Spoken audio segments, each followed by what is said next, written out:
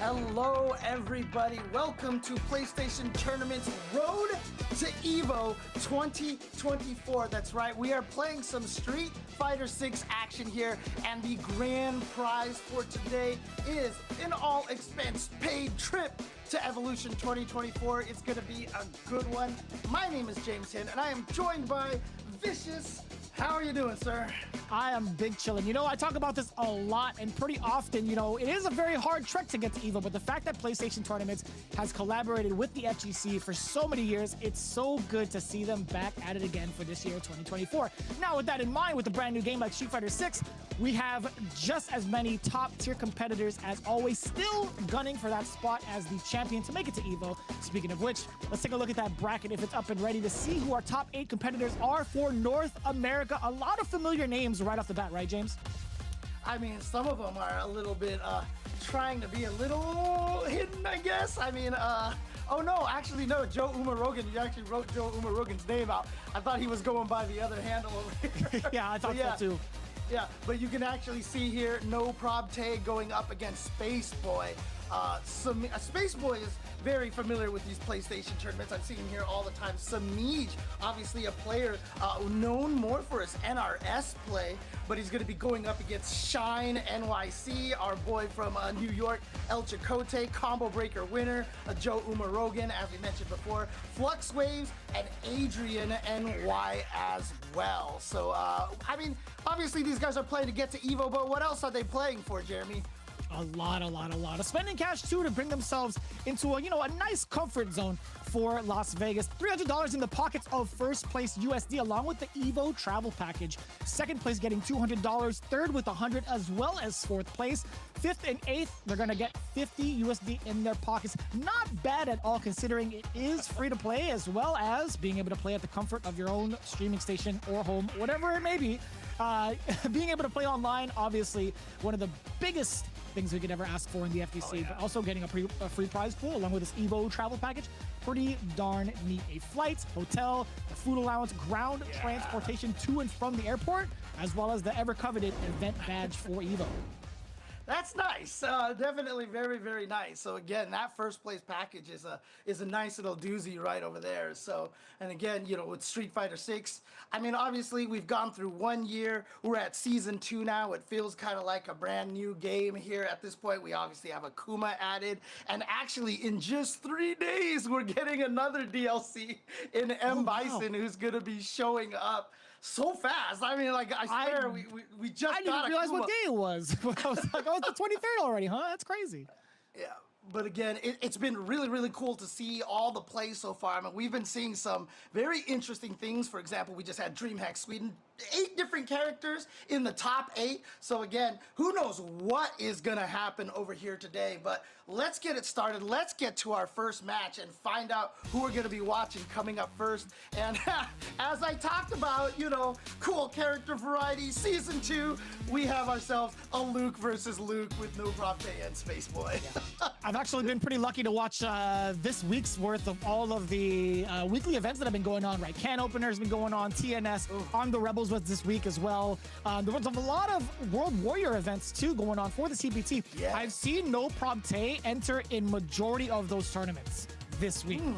Tavius coming in at the age of 18, hailing from the ATL Atlanta at No Propte. He's going to be rocking this Luke at a very competent level from what I've seen and digested this week. He is actually pretty darn godlike and has gotten the attention of a lot of the East Coast and even like Midwest players as of late. Yeah. I mean, I'm not surprised. Atlanta has always been such a hotbed for fighting game players, in particular in the Tekken region over there. But obviously, it just shows the kind of talent that they have out there. Not surprised that they have a new competitor here, but he's going to be going up against Space Boy from that New Jersey region, from that Northeast region of the FGC. You know, obviously New York, New Jersey, that whole Philly area, just producing strong players after strong player, and so he'll be coming up as well. Like I said, no stranger to these PlayStation tournaments at all. Right, again, Space Boy has been a household name since his pretty much inception in 5. I know he played a little bit of 4, but again, at the age of 25, I don't even know how long ago that was for him, but he very much so made his name in Street Fighter 5 and is doing so again with a very strong character. So this is going to be very interesting to see, right? The Luke mirror match is always going to be something that kind of like is slept on a little bit, but you do get to see a little bit more creative freedom now, especially in season 2, to kind of see whether or not they go for the damage, whether or not they go for the Oki, and how they approach with that Oki is ever so important as well, too. So we're going to see if the knowledge checks are going to come through, if anybody's going to try to press a button after like a whiff tackle for a frame kill, some different frame kills that you can get creative with in season 2 specifically for Luke. I wonder if that's going to ever come into play, or if it's going to just be kind of like score the knockdown, let's go through the motions, hope you don't get hit. Hey, look, all I'm going to say is if Space Boy wins this tournament and we get to interview him, he better thank me for helping him take some of those pictures that he wanted at DreamHack Dallas, okay? I'm just saying, you know, I did him a big favor out there, so. Photographer James, huh? That's what came out after you were done with commentary? A man of many hats. Exactly. Huh? I see. I got to see those photos eventually. No, shout outs to Space Boy though. Honestly, always love seeing him travel around, and you know he's been one of those players that's always, you know, we talk about the players who's always on the cusp of being able to win these big tournaments. Space Boy is one of those players that I feel like has kind of broken through that a little bit, has won a few tournaments here and there, but just hasn't had quite that consistency of, you know, obviously like a Punk and a Knuckle do, but that's hard to do. But he's definitely right there. Yeah. It's funny enough, you could say that for like a pool of players that have been very, very consistent in Street Fighter 5. And I hate to kind of like beat the horse when it comes to like great players in Street Fighter 5 because majority of them came from the East Coast. But in season 1, again, Space Boy is, to kind of re-mention, definitely on the cusp along with a couple of others. I think him staying with Luke is never going to be a bad idea, considering one, the way he views the game, and two, the way he approaches certain matchups as well. Being in the mirror match, kind of, we talked about this before, even off stream, how much you loathe the mirror matches. I could feel the same exact way. It's like, you know, they have the exact same toolkit, but I feel like with Space Boy, he kind of like welcomes that a lot more. As for No Probte, like as much as I would probably like say the same thing about him, I don't know just enough about him underneath the surface, right? I've only seen his results as of late from this week, and I gotta say, he's a powerhouse, man. So it's gonna be very interesting to see No Probte's take on the Luke mirror match in comparison to Space Boy, only because of the sole fact that we haven't seen him as much. Yeah, we're gonna, I mean, at this point, you know, if he starts doing some damage in tournaments, we're going to have to remove No from his name, right? Because he's definitely going to be a prob, right? So he's going to be causing a lot of people problems here in these tournaments. And, you know, one of the interesting things that, we're kind of talking about and kind of dancing around here is, you know, a lot of the Luke mains from season 1, a lot of them dropped him. Like, I talked to Chris Wong, you know, second place finisher in like every offline except for France where he got first and everything. And, you know, he said that he feels like Luke is kind of mid-tier now, you know, and a lot of people out there complaining about all the damage nerfs that he got. Obviously, It's the crouching strong damage nerf. I think it was probably one of the biggest ones because that button is so strong. I mean, it didn't get nerf damage; it nerfed the scaling, but like, I still think Luke is good. I don't know. I man. think he's like, good too. I don't see a problem with him. A lot of players are doing just fine in some of the weekly tournaments, but there's a lot of characters that are still slightly underexplored that are slowly coming out the woodwork. One of the main targets being Aki. To kind of, I'm not gonna fully switch gears here, but kind of reiterate. I think Luke, at the moment, he's still kind of got the normalized damage treatment in comparison to the rest of the cast, with the exception of maybe like the critical art, like whatever leads into critical art, right? But it's difficult too because again, off of any of the mediums, crouching medium punch it's still pretty much the god button. It's a lot more to the ability to kind of hone in on it and whiff punish it. It's a lot easier now, but still, even being able to connect a hit off of that is going to be like very severe towards the scaling. But either way you put it, him not having access to that much damage so often is pretty darn good, and I feel like the rest of the cast now is like still catching up to damage. So, I think he's fine. I genuinely think he's fine. I mean, again, when you use a character that's that strong and gets to dish out that much damage, you're like, this is awesome.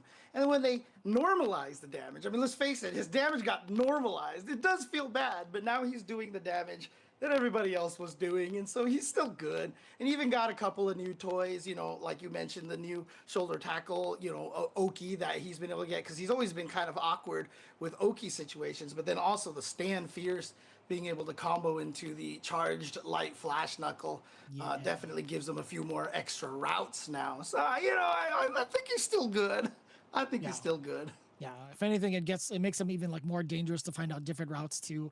And that's what I'm excited for, honestly. I want to see if any of these players are going to be utilizing a lot of the Season 2 changes that Luke had gone through. Well, not a lot, but you know what I'm saying? Like the significant ones that he has for combo routes and Oki setups. So I'm actually kind of curious to see whether or not they will be implemented as much. And we're about to get into it just a little bit. Again, we were waiting for a couple of our players. Space Boy is getting himself ready. No Prob Tay. Listen, if he changes the name to Problem Tay, I think Problem X would have something to say about that. Well, I mean, we already had a fake Problem X, and then we changed him to Problem Tay. I mean, like, at this point in time, he's going to have to try to file like some sort of copyright claim or something like that. So no one could put problem in their name. But I mean, I guess according to the viewers out there that they all think that he's going to remain no Prob Tay for Space Boy at this point, because look at that, a 70% vote here from the viewers out there. It's understandable. I think Space Boy has been again, household name for quite some time. A lot of folks are going to be recognizing him for his talent in Season 1, previous games, etc. But Tay, man, don't sleep on this cat. I think some people might be surprised. I've been watching a lot of different viewpoints from like different streamers these last couple of, actually this past week, like of different weekly events. I'm telling you, man, this cat can ball. I think this cat can ball. We're gonna find out. Here we go. All right, we're going right into it over here again. This is the road to Evo. Winner of this gets an all-expense-paid trip to Evo, and it starts right here with No Prob Tay versus Space Boy, Luke versus Luke. I love that. Going for the back heavy punch, the eraser. Yes, sir. We talked about the new routes. Level 1. Very aggressive start for Space Boy, by the way. The last wake up he chose was the OD uppercut. This time going for the level 1. Oh, nice. Perfect parry from Tay. Obviously, this isn't going to do as much, but this is more just about getting to the corner here. And there we go. Gets the crouching light punch meaty and has enough gauge for the drive cancel. Going to take round number 1. Oh, actually, the names are backwards. You're right. Sorry, you caught that early, Jeremy, but I did not. Space Boy is in blue, and No Prob Tay is the one that's in green, yellow. Bang. Already off to a very aggressive start. Could go for the throw if he wanted to. He hasn't shown that card off at all. He tried to delay the delayed jab. Oh. And then we see the miss on the flash knuckle right there. It's one of the hardest things, every Luke is gonna miss one here and there. You just hope it's not where, oh my God, what a use of the suppressor. Oh my Jesus. The overhead catches everybody at least once. And what a time to do it to close out the first game. Very, very sneaky time. Yeah, and jumping right back into the match. As we see right here, Looks like Space Boy's getting right in there. These guys are like, you know what? We're jumping back in. We're not giving you a chance to show the card at all. As you should, as you should. All right, so this is a little bit of a problem now for Spaceboy. What an interruption against the wheel kick. Yo, the overhead always gets checked with that delay. Spaceboy doing a great job whilst in burnout. No Probte has not been able to stuff him at all or even check the defense proper. This guy's Spaceboy, that was a perfect example of active defense. Yeah, and again, I mean, as we've seen from players like, oh, what a jump by No Prob. What a great timing for that. I was just about to talk about one of our other best Luke players, Noah the Prodigy, who's so good at going into burnout, but I also feel like that's just one of Luke's strengths. He can survive in burnout really well. Did you see that? Did you see the check on the check from Spaceboy? Yeah. He thought he was gonna, Tay thought he was gonna get the drive rush. Oh, Beast Mode baby, being able to cancel that. Perfect calculation, perfect damage calculation, no doubt about it. Trademark. Spaceboy does get the chip damage, and this time does check the drive rush appropriately, does get the perfect parry, go for the knockdown as well. Oh, the uppercut again from Spaceboy, does not care for his safety or concern of the other player. Didn't get caught by the overhead, but that is plus. So Tay's gonna go ahead and go for the throw, and here we go, the corner situation here. Here's the pressure. And oh man, interruption. Again, both of these players are obviously very familiar with their own characters because they're interrupting each other constantly. They know where Luke's gaps are. As they should. Has been a full-fledged season of this bad boy. He's been a monster and a nightmare for a lot of these matchups since season 1, but now this type of pressure could be an overextension, but got a level 2? Gonna go for it. Yeah, because yes. I think he wants to burn him out, and he's burned out himself, or does he have a... Yeah, he is burned out himself, so there you go. Straight mind games here, ST mode. Tay can actually still make it back. Oh, what? No. I couldn't tell you what any of that was. That's not what he wanted at all for sure, James. That uppercut had to have been a fireball, right? No, 1000%. Did you see the 2 hits that came from it? It was a special move into level 3. And that's what, near critical art? Actually, I don't even know if he was not in critical art territory, my mistake. Or was he? I couldn't tell. Luke, I don't know, like Luke's level 3, I don't think it does that much more damage than everybody else's, but it always feels that way, for sure, for sure. I see, it does say CA on the top, my mistake. A little bit of blurry on my end, but that was just me. Checking the movement, I do like the defense from Tay up until this point. Can he maintain it though? He's looking to maintain his drive gauge, but with this corner swap, this is actually gonna be so dangerous. Ooh, that was a great perfect parry. It was just outside of the range for that standing mid. No, again, another execution error from Spaceboy. This is uncharacteristic here. He is... If he had gone for the meaty, if only he had gone for the meaty. Yeah. He thought Spaceboy was gonna do something else on Wake Up, but even if with neutral jump, if he decided to OD uppercut, that would have been death for Tay. Or not death, but he would have got clipped. So nice that he has that light, sandblaster every once in a while to bait out the... Oh, the armor! You did what? You actually did what? Spaceboy crept up on him. He was ready to do the bear crawl, and he just waited. He absorbed with the armor. This guy's crazy. I've seen that so rarely. I forgot it had armor. And he just dangled that out there, like a carrot, and Tay just fell for a hook, line, and sinker, man. Oh, man. Oh. I mean, to be fair, I also pressed the button. I think Tay had extras in the tank to cancel off of it. I don't know why he just opted to go for level 2. I think he also had meter, or sorry, a low medium kick. He also had meter on him. Ow, that is a lot of damage on that punish counter throw. And here we go, get some throw loops here. Nope, goes for the button this time. Drive cancel. And the first round to Tay, very convincingly here with a perfect. Oh, a lot more patience coming in from Tay too. You see him back off initially at round start, forcing Spaceboy to take the... Oh my God! That button's still good, James. That button's what nerf? Man, every time I see people with whip punishes like that, I get so jealous, man. It's so clean. Listen, Kim's got some juice too, okay? Dude, walk back DP is a lot harder than it looks. Uh-oh. Back though towards the corner now. That was... Oh, what? No! Oh my goodness, this is a CA. Is this gonna kill? No, not even close. There was too much scaling behind it. The burnout's gonna be pretty severe though. Yeah, at this point. Oh, he can't block. He can't block a level 3. Oh, yeah, so smart from Tay. Oh, yeah, just walks away. No! He just stood there and took it. He just stood there and took it. No, he just wasn't thinking about it at that point. I mean, what was he gonna do? I guess he could have tried to like jump backwards or something like that. He could have hit him. He had no life left. Yeah, you're right. He could have just hit him. Yeah. Stop trying to hit me and hit me. Oh, nice. Okay, here we go. Not gonna go for the throw side switch, actually. Goes for the combo right there, which does mean he's not gonna be as close to the corner. And here comes Space Boy. He just needs this one round and he's gonna advance to the next round on winner's side. Space Boy 1 in full control. 2 again, the check on the drive rush. A lot of damage incoming. He's not gonna kill quite just yet. Yeah, that's why he doesn't go for the level 1. Oh, that could have been so scary. Oh, he blocked the time. Look at this, no problem. Oh, he just checked him. Wake up, Jabs. Wake up, Jabs is gonna do it. And, you know, as said in the chat, you know, these Lukes are crazy.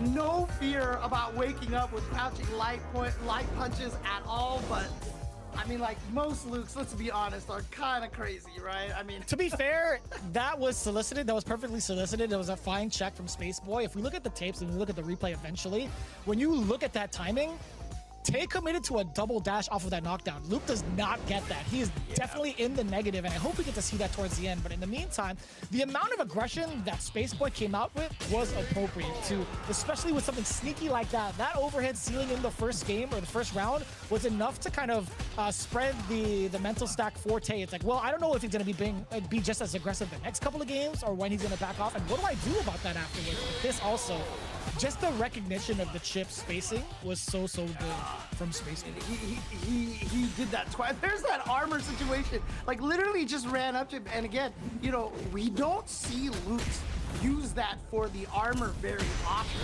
And so there's a large chance that Tay was just like, oh, he's coming at me, let me just hit a button. And just completely forgot. And here's that other chip situation here. Yeah, you had mentioned he just wasn't ready for that. And here we're gonna see the almost comeback here from Tay. Yeah, where does he back-to-back drive impacts, right? The second one's gonna hit, but here, yeah, he went for a second dash. I don't think he would have had enough time to even kind of do anything about that. So, other than maybe block, perhaps. Yeah, definitely most likely minus in that situation. Not sure exactly. I can look it up right now. But you know, again, good on Space Boy to recognize that, right? To even think he might double dash, and if he does, I need to make sure I get my check out in time and stop him right there. Just knowing that he might even go for that double dash, try to be aggressive, because the goal right there is, even though you're minus, so you're asking like, why would Tay do that then? Well, he's trying to catch him off guard, trying to catch him by surprise. Hopefully he wasn't ready for the check, but unfortunately Space Boy definitely was. Yeah. So going into the next one, obviously we saw Space Boy taking down 3-0. This one is going to be just as crazy, in my opinion, but in a different type of way. We got Samij versus Shine. It's going to be Jury versus Kimberly. I just tested it right now. It's about -3 after the double dash, it looks like. Okay. Yeah, -3. So there you go. Drive impact into double dash, -3. But yeah, we have Samij coming up here from Florida region. Like I said, a very strong NRS player. I used to follow him for all the Catwoman tech in Injustice 2 a long time ago. But, you know, obviously a strong katana player. I think it was in MK11. But, you know, he's always been a very, very talented player. Really awesome to see here, fighting hard in the Street Fighter 6 world with that Jury. And I'm very excited to see it too, because he's been so studious to the game and so like very much so getting high placements in a lot of the weekly events. But speaking of high placing, Shine, the $3 shape-up coming in from New York at the age of 29. He's not even 30 yet. That's crazy. Yo, Sean, I see you. He's coming in with the Kimberly. Now, he also has a variety of different characters he can choose at his leisure, but I think he's been enjoying the Kimberly buffs a pretty significant amount. Hence, you could see this character decision. Yeah, I mean, I'm really curious to see him play this character. Obviously, Kimberly's my main. I'm not going to sit here and offer my opinion on the character state right now. So, you know, I want to see what Shine can do with this character. She's doing damage, James. I'm telling you right now, she's doing hella damage. I mean, honestly, her biggest buffs that she got, I mean, obviously was one, getting the wake up drive reversal, because that just saves her in a lot of situations here. But honestly, I love the change of being able to combo into the OD air throw off of the heavy Vagabond launcher, because it's a hard knockdown and you have like 19 years to set up everything. So if you can land that mid screen, she's got like 40 different mix-ups in the mid-screen that she can start throwing out at you, and that's going to be the key right there, is just keeping yourself completely unpredictable with her, with Kimberly. Right. That's the kind of play style you're supposed to kind of utilize with Kimberly. She's supposed to be like the mix master in regards of like getting the can down, anything off of the wall as well. So this is going to be very, very interesting to see like how Shine's take of the character really shows out with the changes implemented. With Jury, I feel like overall, Jury's been like generally the same with the inclusion of being able to utilize her target combos a little bit better too. She all around has been a very consistent character in a lot of the weekly tournaments as well. So it's like, it's weird. I feel like it's very slightly difficult to balance her. They just gave her like a handful, a very small handful of neat tricks. Yeah, Jury, I mean, obviously, look, Capcom Cup winning character, right? Clearly a very strong character. $1 million character, which I'm sure not a lot of people predicted, but there she is. And yeah, I mean, Jury didn't get a ton of nerfs, and we're not going to be able to see much of this round here. Looks like Shine, and he's going to go for the level 2 to finish this off. Nicely that they increase the damage on that, but he starts with a perfect over Samij. I didn't really get to see the polls here, but if anybody were basing it off ranks, I pray that you don't lose anything off of these polls. No like stream points or anything like that. So as you can see, Samij, he had the first round over Shine, with Shine repeating, immediately responding with that perfect, by the way. What nice. A way to get out of the jump. I love that prediction of the throw, and that jump medium punch will catch people out of that throw. It is risky, but the nice thing about it is that the dive kick is not minus enough that you will get as badly punished if you actually try to whiff tech a throw and whiff. Right. But look at this level 3 from Samij. So much damage. Shine's got to figure something out. And that OD Fuha Fireball right there is going to take game number 1 for Jury. Nice work. And good recognition, too, to kind of keep it calm after the level 3. Just being able to walk up throw and kind of keep Shine on defense in that way is so difficult. There we go. Nice. Meaty, crouching, medium kick. So he can link into the crouching strong as well. The crouching medium punch. That was so delayed into the overhead, too. The canister. Bang. Boom. That's a lot of damage. He should be done here. Yep. Nice. She's such a cool looking thing. Yeah, and you know, one of the things that they did, they really buffed her crouching medium punch. You get a couple of those in there and they do a little more damage. So yeah, definitely increased a lot of her combo damage in this season. Oh, the raw teleport finds its way in.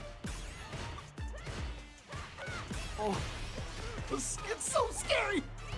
Oh, there's the canister plus, oh my God, the neck hunter, dude. The overhead into the torso splitter, or torso cleaver, excuse me, into the level 3. This is gonna be a lot of damage, but more so, she gets the normalized damage on her port. Her speed buff is gonna be intact. It's gonna be tough for Samij to hang on. Yep, and just burns Samij out at this point.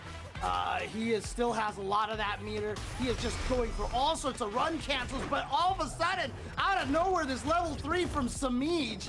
And we've seen a lot of snowball effects here in Street Fighter 6. Samij is definitely still in this with that burnout on Shine. But what a jump back! How did he know? I couldn't tell you, but there was enough space for him to either backdash or jump, and he chose the perfect option because Samij was coming in hot on the ground with that overhead. I think it would have clipped the backdash, perhaps. Oh, but that drive rush just made it right through there. Able to punish that standing medium kick. Trade, that's a good trade for Shine. Keeps Samij out of there and keeps him a little bit away from the corner. Ow, my God, that was mad active. Did you see the startup on that?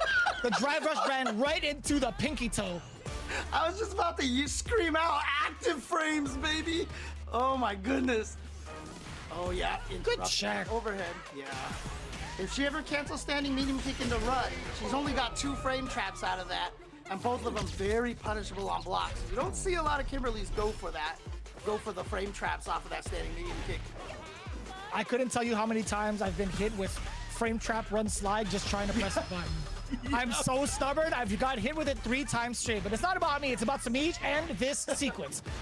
Yep, here we go. Safe Goes jump for the is there safe as well. jump setup instead of the double overhead. Nice whip punish. Tried to get out of there with that slide. That's huge because you're still in Feng Shui engine, so that makes it so much harder to utilize the wake up drive reversal. It is -6, but so long as she's in Feng Shui, it's not just a 6-frame punisher anymore. You got more than that. You got an entire string plus a safe jump. Yep, exactly. And so, I mean, I know that there's a lot of characters out there that are super crying because they don't have a 6-frame medium button to punish those wake up drive reversals. Definitely a really, really nice tool to have, and you know, not everybody has it, but obviously Jury does, and with the Feng Shui engine, it's that much worse. So I assume we're going into like a slight change up in character. Yeah, the Chun-Li is coming through. I just had a feeling.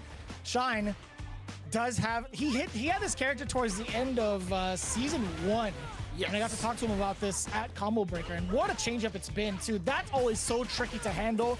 As soon as I saw Sakonoko invent that, I was taken aback. I'm like, this character is mad good.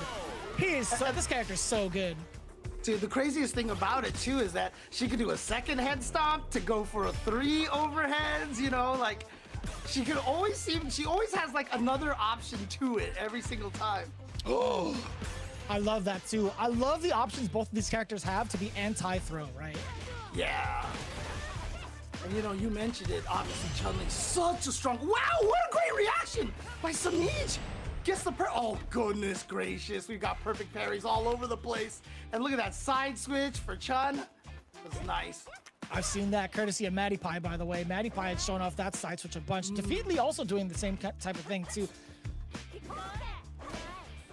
I know Shine is very loyal to that Kimberly. Ooh. Oh, this is gonna be dead right here. James, did you see that? Did you see the stand jab counter hit confirmed into the low medium kick? That was a sweet sensation. That was sweet chin music to my ears. Shine, I mean, well deserved for that time. I mean, again, Chun-Li, I mean, that, you know, Ringe always likes to call things sword normals. You call them sword normals too, right? But like that standing light punch from Chun-Li is a dagger normal. A dagger. And the fact that it on counter hit can link into towards medium punch or crouching medium kick is so powerful. And it makes her one of the scariest footsie characters. Again, reads the throw. Man, she got mid-air footsies too. It's crazy. I know it's not a real thing, but I love that. Yes, the utilization of the forward roundhouse over the fireball because she is airborne. I was waiting for that to come into play. Samij actually falling trapped to the matchup. Yep. Oh, good patience. He actually was expecting the dive kick and gets the punish into the level 1. Not going to be quite enough to kill yet. Did he block? No, he got hit. Wow. And Samij doesn't spend the extra damage right there. Wanted to keep the Fuha stock for the aggression. But the Kikoken gonna just find its mark and interrupt Samij's dash. Oh. This character's so cool, man. Yeah, she gets all of that. Off of that sequence as well, if it's a counter hit in between, she gets so much. Oh, that was gross. He went into the stance and he went to the overhead before, so just by reaction, reflex, you saw Samij stand up. Ah! Dude. This guy's dancing. Yo. One's in the chat if you also stood up, because I 100% stood up. Yeah. Samij is about to sit up from his gaming seat in just a bit if he does not make a change in this round. Oh man, yeah, Samij is just like, I'm not sure what to do. He's got the level 2. He's got to get a hit in the Feng Shui, because remember, on block, the Feng Shui engine is really hard to take advantage of. Not gonna happen at all. Shine's gonna take it. And you know, Jeremy, What's up, James? you could tell me to shut up right away when I start talking. Just tell me to shut up if you don't want to hear this. But you know, like, Shine, I get it. Both of us try very hard to be loyal to that Kimberly. But Chun-Li, man, like, she's just gonna be the better character. Dude, listen, And, man. you know, And they say like, oh, it's because Kimberly has great mix. And then you see what Chun-Li is doing in the corner, dude. Every character has great mix in the corner. All right. I can't speak against it. I can only speak the truth of what happened on the screen instead. So it was a pretty aggressive start. Not aggressive, I should say, but it was a pretty advantageous start, I think, for Samij, right? Against the Kimberly matchup, which you were talking about just a little bit earlier. It's like maybe it's Kim, maybe it's the players, right? It's in the control of the other person too. But Samij, I think he had a very, very good set of decisions on offense and also the patience on defense as soon as his knockdown happened, right?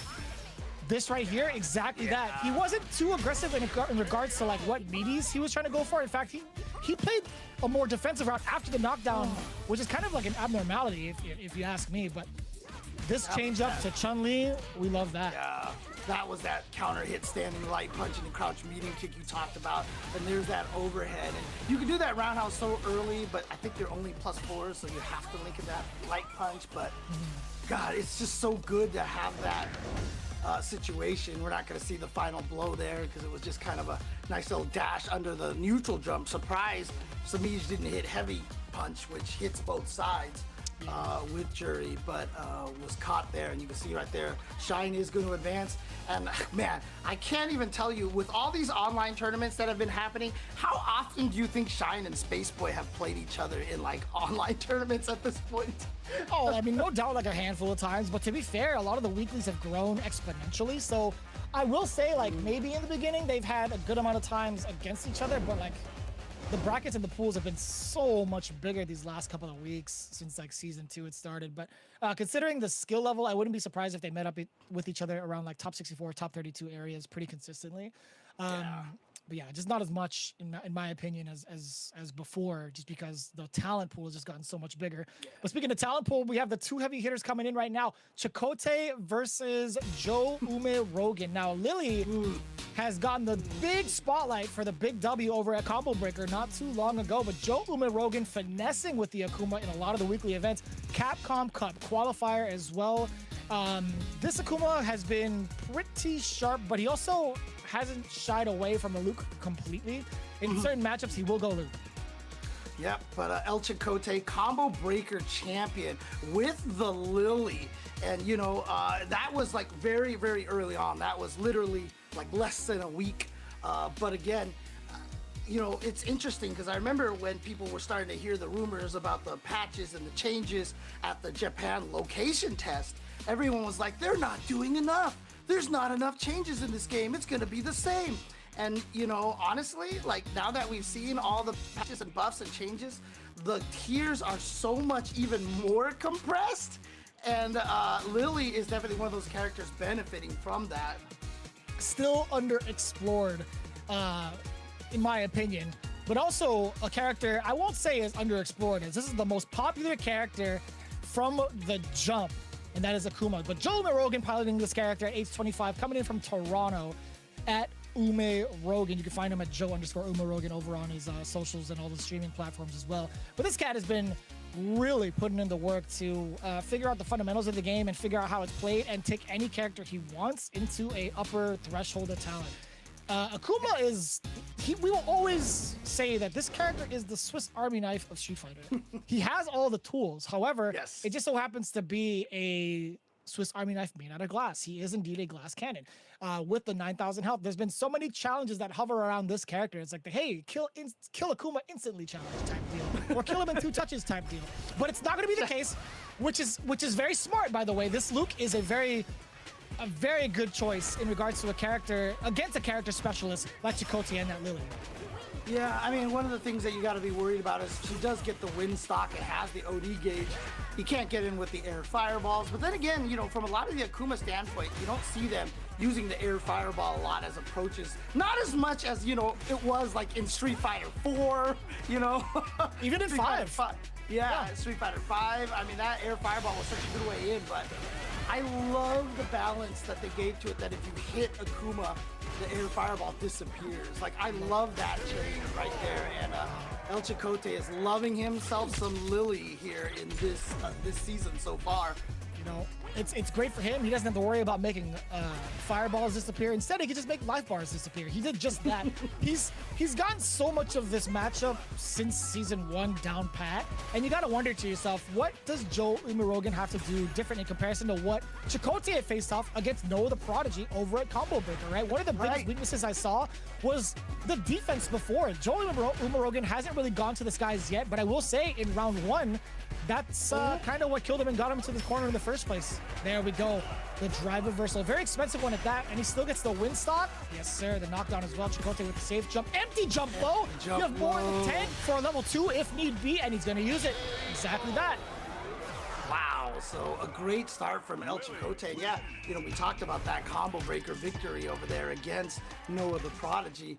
Noah, who was recently signed and has been in a lot and has been winning a lot of events here and there and placing very high. But El Chakotay was able to take him out. And God, do you feel like this is the season of El Chakotay at this point? I mean, maybe I'm not sure, man. To be honest, he should be Problem Tay, right? So we've got no Prob Tay, and this is Problem Tay here, because so far El Chakotay has definitely been a problem for a lot of people. And Joe Umarogan is going to switch to the Akuma now. Akuma, the fireballs are so fast, it's so hard to get around those things, but so slow. I gotta say, shout out to production, by the way, for throwing in that eagle noise. I see you guys, by the way. I'm just thinking about like this. I'm thinking about G2 and G2. That's a couple of nights ago. But man, the damage coming in from Joe Umarogan. I'm telling you, this character can do it all, and also he can split you in half in just a millisecond. After one hit, this guy does so much damage. Yeah, I mean, honestly, like, he has 9,000 health, but you might as well have 9,000 health as well, because in all manners of speaking, he probably does like 10% more damage than everybody else does, you know? Yeah. All the damage nerfs that Luke received, and even though it wasn't really too big, it all went to Akuma. And it's interesting too, because clearly Akuma's very strong. I mean, everybody, there's like, he's the most in master rank. Everybody's using him. Everybody's playing. Daigo's learning him. Kawano's learning him. But it's interesting. You talk to a lot of top players, and some people are still a little torn on him on how strong Akuma actually is. Yeah. Yeah, it's a really weird place. A lot of folks kind of dismissed him early upon release of Street Fighter V, but that's just the nature of the beast, right? Watch as Akuma gets developed. We can already tell he's very strong. Oh my God, that's also a plus. Except up until that point, yeah, that dive kick was at a bad angle for Chakotay to actually get his normal out. Oh, that was punished? That was so sneaky. So what's crazy about that is the amount of meter he had left and the amount of life that Joe Umarogan had left. You got to think to yourself, it's like, all right, well, I don't think he has a combo in him unless he spends at level 2 to kill me. But the command grab makes it so much worse. Chakotay now gets to save the bar. Oh! And escapes that DP and gets out of that corner situation. But yeah, I mean, I kind of have that feeling for Akuma. Like you said, the Swiss Army knife of characters, and he has so many tools. I feel like people are just going to keep finding newer and newer tech with him. He just has so many options. So, you know, I think as the season goes, he'll get stronger for sure. Which is scary because he's strong already, honestly. Yeah, I think he's going to be a monster towards the end of this season. We'll see. Maybe him and Zangief are going to be kind of crazy, but you know, we do have those mid-season balance patches coming through. Yes. I assume it's going to be mid-season, right? But looking at it right now, Joe Umarogan sitting at a very, very healthy lead and level 3. But he burned himself out. He burned himself out with that drive reversal. So yeah, he's trying to get out of there. Nice check. Oh, you're dead. You're hella dead. DP went the wrong direction. Level 3. I mean, this is even massive overkill because it's Akuma here. Because it was also the CA as well. So El Chakotay saying, I don't care if you're going to pick Luke or Akuma. Both are the same to me. I'm going to take them out. No problem. Up 2-0 right now. Joe Umarogan is going to stick with the Akuma. I know somewhere Javits has like the Street Fighter sense tingling in his ears. He's like, wait, somebody just pulled off the challenge. The requirements met off the whiffed uppercut? Hell yeah. Shout out to Javits for always putting out those challenges out there that, you know, as a Kimberly player, I can never accomplish. But here we go, throwing the fireballs and keeping the zoning out right now. One of the hardest things about fighting Lily, honestly, is, you know, her footsies are so good because her range is so far. And one of the biggest complaints I've heard about Akuma so far is that he has, fairly stubby buttons. I don't know about that. I mean, look, I'm not gonna agree. I think like the forward medium kick is super good, the forward heavy punch is really good, but you talk to the Akuma players and they're all like, he's got stubby buttons. I'm not gonna agree. Like, I'm not gonna agree. I think they're normal buttons. No pun intended. Oh, nice OD wake up here. Joe Umarogan down 0-2, up 1 round here. Oh my goodness! Sweep, no range. Second. I thought it was nice. I agree with you completely to get Chakotay off your back. But there's something about Tay, man. He is so hard to like get off of you because his offense is so layered deep to kind of figure out whether or not he's gonna command grab you. It's so tricky. And then once you get in this situation, you have to spend so many resources to get him off of you again. Wow! He just went for it. Holy crap, okay. He wants to put Joe Umarogan down to 1 bar. Actually, still has about 2 bars. I wonder if he did that on purpose. That was supposed to be something else. But yeah, it doesn't matter because he's going to get the kill. I mean, that felt like the Javits challenge again. So, 2 touches and I think Akuma died. And again, that is his weakness. That's the way it works.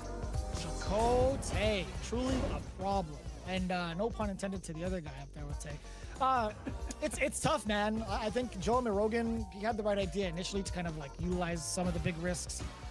He had the right ideas with the drive reversals against the Spire, but it's so difficult when he has more than 1 win stock available, man, because you knock him back and it's like, I can either charge up again if you're not ready, or I can just go right back into the Spire. But yeah, I will say this too, the Luke not coming to his advantage, or at least not playing out the way he wanted to, it's a hard call, man. Going from your main character to another that's been out for how long it's always going to be a tough transition. Yeah. And I mean, I've often said, you're talking about that wind spider right there. I can't believe that caught him before he recovered off of the fireball. But the wind-clad OD wind spire. It's always so hard to say that. I've always felt like maybe the best special move in the game, even in season 1. It was just that Lily was kind of, deficient in a lot of areas. Well, they buffed her in a lot of areas, gave her that wake-up drive reversal that everybody got, and they didn't do anything to that OD-clad Windspire, and that just makes it so good. Like, she's gonna be scary. I think she's gonna be a lot scarier this season for sure. Damn. Yeah, it's kind of hard to tell only because I feel like she's still very much so underexplored. We still have Chakotay. We have some people in NA. I know Dream King is also messing with this character a lot still.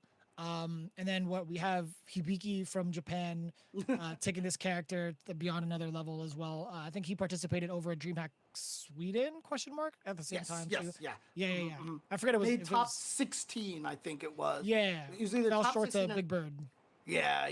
But I mean, so did everybody else. So that is fair. That is fair. Well, we haven't had a chance. Congratulations to Big Bird for winning DreamHack Sweden. A lot of people are saying, oh, cool, he's back, dude. Dude never went anywhere. Dude. He never left. What do you mean? He changed characters. Yeah, and I think that was a great change, honestly. I really do think that was a great change. But enough about that. Let's actually get onto the final match here on the winner's side of the bracket. It is going to be Fluxwaves going up against Adrian. And you can see Fluxwaves never been bashful about going with strong characters and also never been bashful about experimenting with different characters. When we were doing the PlayStation tournaments for Street Fighter V, like he had like 6 characters that I've seen him use in these tournaments. Like he's always changing characters here. That's right. So Aki, I think, is a great pick. She's excellent. She received a ton of big presents to excel her in the current season. But one character that almost remained almost completely unchanged with the significance of the boom change. Guile, piloted by the hands of Adrian at the age of 18. This man's so young, coming in from New York, where some of the greatest have thrived. Guile still a very significant character in the meta. A character that's been such a problem of so many different people over the course of history. It's so hard to balance this character correctly. Yeah. I mean, the funny thing is, like, you ask most people who their top fives are, and a lot of people, from season 1, I should say, and a lot of people kind of put Guile right outside there, but everybody who had a Guile training partner, like Mena RD, who had to fight Kaba constantly, they always had Guile in like top 3, you know, because he is such a nuisance to fight. And yeah, a lot of people saying when the season 2 patch came out that he went so like under the radar that a lot of people were picking him to be top tier this season, right from the get-go, basically. Yeah, yeah. It's going to be very exciting to see. A lot of folks already kind of voting towards Fluxwave Z against Adrian NY. What's funny enough is I had a chance to pick up the character before the changes had happened. I got very, very lucky picking this character, by the way. I got to talk to Broski. I asked him personally, I'm like, hey, man, which of these matchups give you the biggest problem? And he said Guile. And I asked him why. I assumed right off the bat it was the fireballs. And he said he thoroughly says that the fireball game in and of itself is going to give Aki a problem, but the speed that Guile can throw them at is also going to be the biggest deterrence. So the thing with that is now that it's got like what, a little bit more recovery on it, I think Aki's and remember, now if she goes into the stance and uses the Venomous Fang, that thing is actually projectile invincible like the entire time. So, you know, it works really well against... Oh, it didn't work? That's crazy. That usually does work. Yeah, I think you use the medium one. I think you're supposed to use the heavy one. Heavy one will always connect, regardless of range. At least I think so. Because I definitely use this character a lot in season 1 as well. Haven't really had a chance to mess with her in season 2 though. But clearly she's super strong now. And when you are throw loose. So you can see the unfamiliarity in the matchup from Adrian. Just right off the bat, as soon as the Toxic Reef came out from Flux Waves, the heavy version, if you go for that jump, if you want to alleviate the mix of whether it's gonna of the cross up, you could back roll and just take the safe jump of the Fierce. Right. It will land in front, but it's still better than trying to guess. Oh, what a drop. I mean, there was a little bit of the, obviously, one of the biggest changes that she got was that 4-frame light kicks. And now, you know, a lot of her B&Bs are the 2 crouching light punches into standing light kick, but that's a link now. I think Flux just missed the timing that last time. I don't know what the timing was for this lead up into the level 3, by the way. He just reset the combo. He landed a hit and then waited and landed a counter hit afterwards. That's the right there. Yeah. That makes it so tricky. So Flux actually noticed that. I mean, obviously last time he did the whip jump, heavy punch, and the throw. This time he's like, okay, I'm actually go for the cross-up because maybe Adrian is not aware of it. Yeah. The first time around, he shouldn't really get away with that because she has to land and then throw out a 5-frame normal. Adrian could have been able to at least interrupt it, but we'll see if that interaction happens again. Dang, Flux Waves came in with another 2 HP in the air. He tried to go straight for the dive. Right, now we're in the corner here, so how is Flux Waves going to get out of there? And you can see how he's actually, the way that he's chosen to fight Adrian is that whenever it gets to that fireball situation, he throws out the EX poison ball. So it just erases all the sonic booms, and then he gets in. Oh no! The drop combo again! Yeah, he did get the standing light kick, but he didn't get the medium version of the Reef. Okay.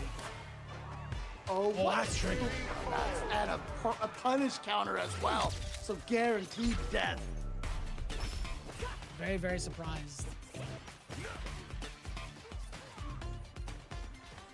Here's that safe jump. Yep. Gets the hit. Gets the frame trapped in there. There's the overhead setup into the combo in the corner. This is scary because Aki can, oh, he's got a different setup. Jeez. No.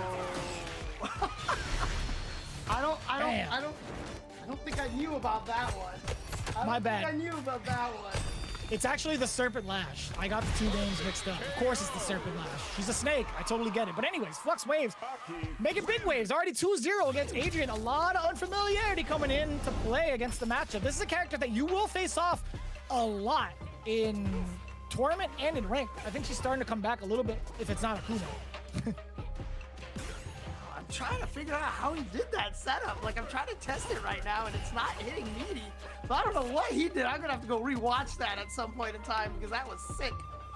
Oh my goodness. I love the snake step feint, by the way. It makes so many people nervous. Yes, jump again. The fact that it goes backwards now too, like it's so weird.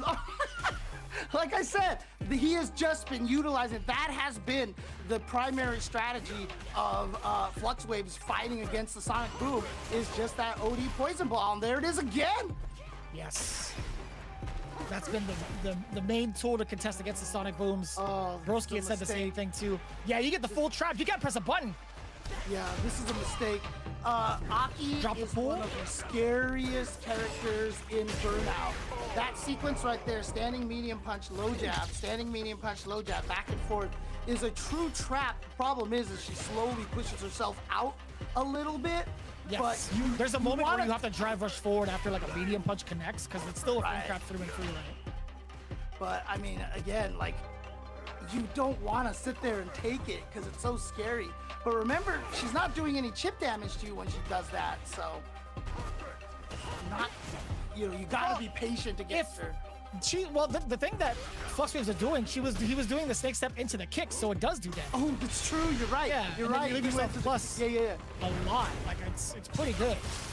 You're right. I forgot about it. I forgot he did do that. Now that you've mentioned it. Yeah, and that's actually one of the bigger sequences that Adrian can get into another round. It was expensive, but it's a sequence he needed desperately.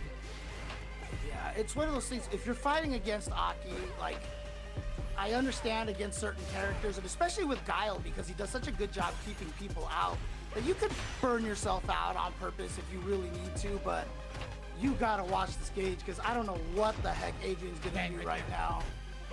He's plus one after each of those kicks, and it does a little bit of damage every single time. So, and because it's in the corner, that distance where she gets pushed out isn't gonna happen. And so when she gets you in the corner, it's just lights out at that point. It happens little by little, but not as often as you would in comparison to mid-screen. Like, she still will get pushed out where you have to spend like driver's cancel eventually. But yeah, this is gonna be huge for Adrian with the side switch as well. The frame kill, you saw the flash to parry, and this burnout could be critical against Fluxwave Z. Can you make the most of it? Level 3 is not gonna hit. For it. Okay. I mean, it was the last round. I don't blame him. A lot of times you do that when the enemy is plus. But I felt like it wasn't I think it was in a situation at a range where Adrian might have been feeling a little tentative, you know? It didn't feel like a super aggressive moment there. Oh, that was a beautiful punish counter too. Man, the cross up again. What? Listen, we'll call that the American reset. Ready? Yeah, like I said, I think Flux, I don't know if it's just the online, but he's just missing that standing light kick link. Oh no, just ate the jump. I guess he thought he could get under. The classic. Fighting gamers all over the world do that. Yeah. Oh. Too far away. Wasn't charged for the flash kick, but he was there. So now he gets that combo. Being able to stop your drive rush cold with stuff like Sonic Blade set, so nice. Oh, what a reaction! I didn't even see the drive impact from Flux at all, but Adrian caught it, had the reaction, had the 18-year-old reaction. Let's go, Adrian. Yeah, he set himself up pretty neatly with the projectiles, right? A lot of the projectiles, even if you kind of predict it, it's hard to actually get a drive impact in response too, especially if Adrian decided to use like OD or even like Sonic. Oh no. Oh god, Sonic Cross. Oh, and yeah, you saw there, Flux didn't even go for the leaf combo that time. Just went for Season 1 routes right there. Oh man, again, that OD poison ball has just been causing so many problems for Adrian. Parry. Couple of jabs, light kick. No, he went for the command grab, you sneaky dog. That was counter hit too. Adrian tried to interrupt it. One of the things that you can do, it depends on the range. If she cancels into the stance and you're decently far away, you can walk backwards. Like if you see her go into stance, you can start walking backwards. Because a lot of times you can walk yourself out of throw range and she doesn't have any lows to keep you from walking backwards. It's hard too. Like even if you do get caught walking backwards, what can you do? Like crouching short, crouching jab, stand light kick. If it's still in range, but that more often than not, it's very difficult. Right. And if she goes into stance, she literally has no lows at that point, right? 100%. So you go into that stance. That's huge. Now she's burned out. And yeah, this is a scary situation here because this is for round right here, and this is gonna do so much chip. You can see every time he blocks. Oh no, it was too far away. It was too far away. But he's gonna land on that fireball. That was an unfortunate situation, but you know, you obviously look from old games when you have those fireballs, you can't just sit there and block it when you're actually gonna take chip damage. You know, obviously if it wasn't burned out, he would just sit there and block it, but once you're actually in that burnout, you've got to figure out a way to jump over it and avoid it. Right. And it starts feeling a lot more like Street Fighter 2 days. You know, we're not going to relive those nightmare situations ever again, I feel like. So long as they have drive gauge, right? But we've come to a very, very interesting crossroads, right? We got 2 and 2. Will Flux Wave Z switch over to his original character, or is he going to stick it out with Aki, right? So this crossroads is going to be a very interesting one at that. And overall, Adrian, I think his adaptation thus far, I feel like he's just been a lot more comfortable with how he wants to play the game, at least in neutral. It's very evident. You can see the amount of sonic booms that he's been throwing at the specific ranges he's been throwing them at, and a little bit more cognizant of the meter too. So this is going to be a very, very significant change up. Flux now going in with the JP pick. Yeah, that's what I was thinking too, because I mean, obviously he was a JP main in season 1, and this character has always given Guile a lot of problems, and a lot of people are suspecting that's one of the reasons why a lot of people kind of underestimated Guile in season 1, because you just saw that JP's just kind of made their lives miserable a lot of the time. But JP obviously been nerfed a lot. I still think he's strong, but clearly nothing compared to what he was at the start.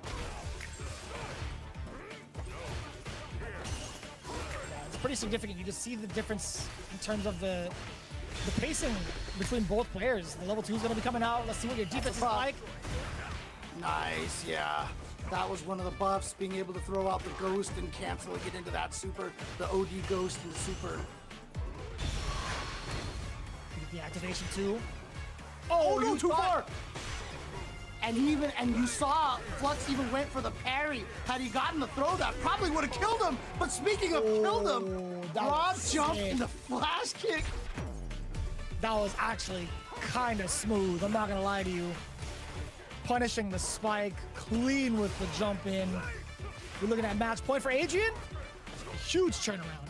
Oh, speaking of, we got the L block coming in. Bang! Backbreaker midair. Oh no, landing the fireball, that's not good. Ooh.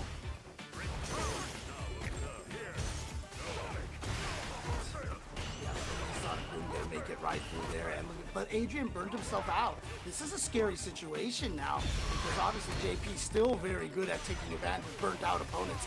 But he burned himself out because he thought that was gonna be in range to block. Oh, he's still playing offense too. Still has a chance. Nobody has any super. The command grab, Flux Wave Z, you dirty dog, part 2. Adrian could have gotten out of it in multiple ways.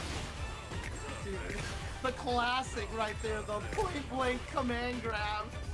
Oh man. That is a Flux special. 100% Flux special.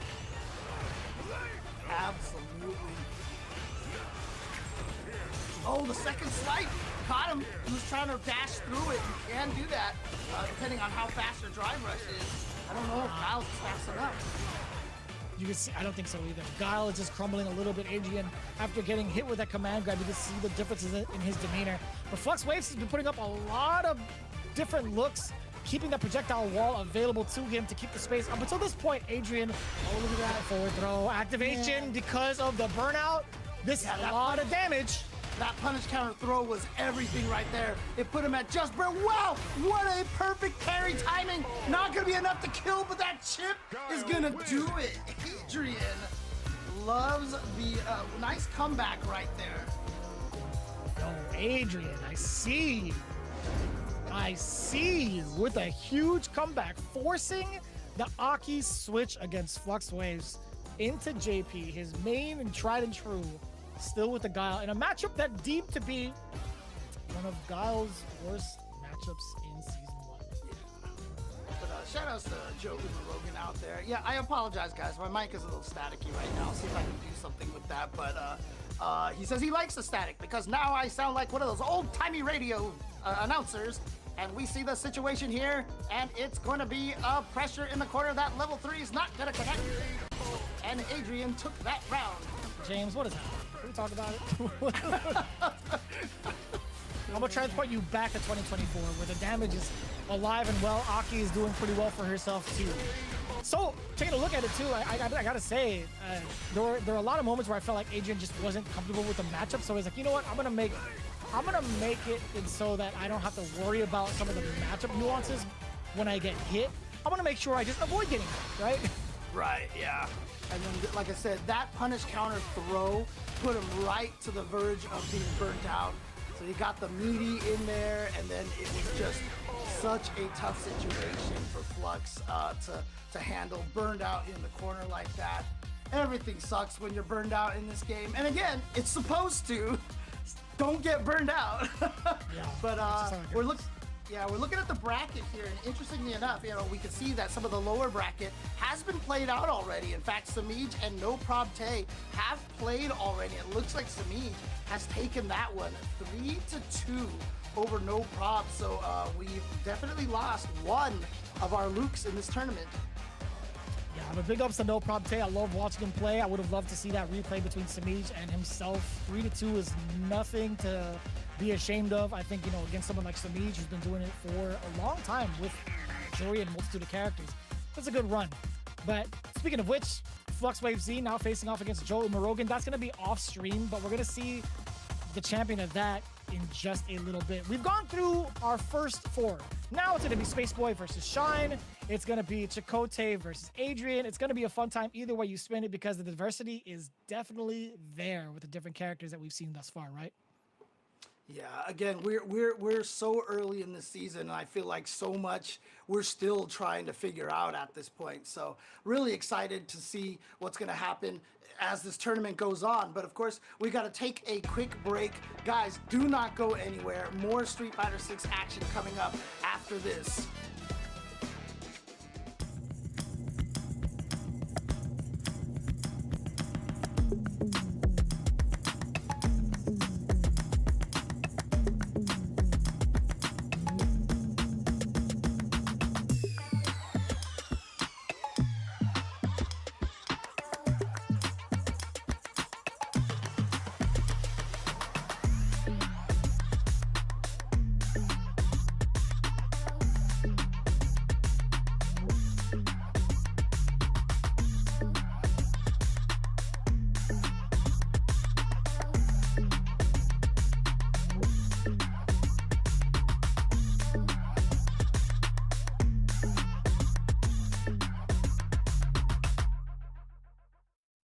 PlayStation.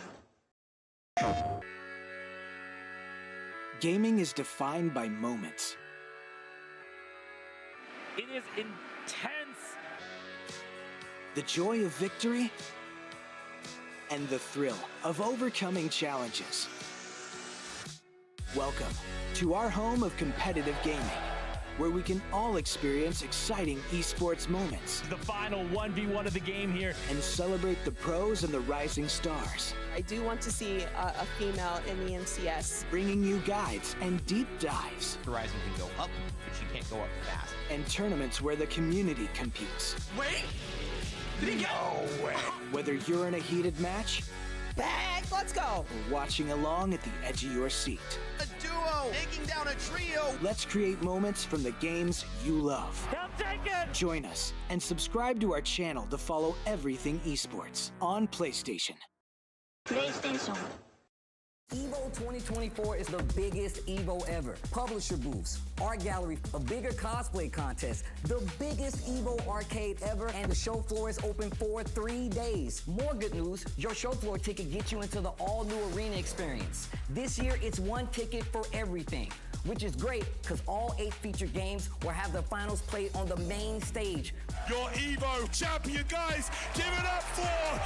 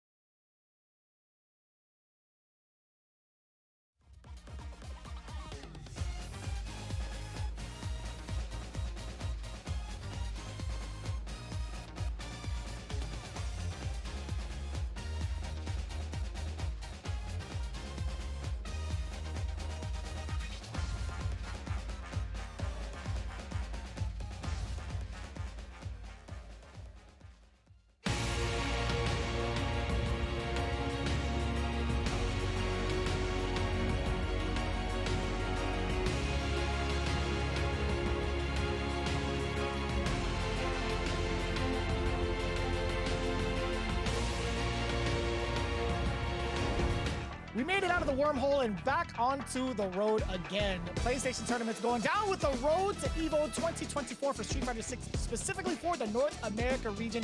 Coming back to you live. My name is Vicious, here with James Chen. Now, I gotta mention, it is June 23rd. For those of you that are planning to go to Evo, tonight might just be the night to do it. This year, it's one ticket for everything.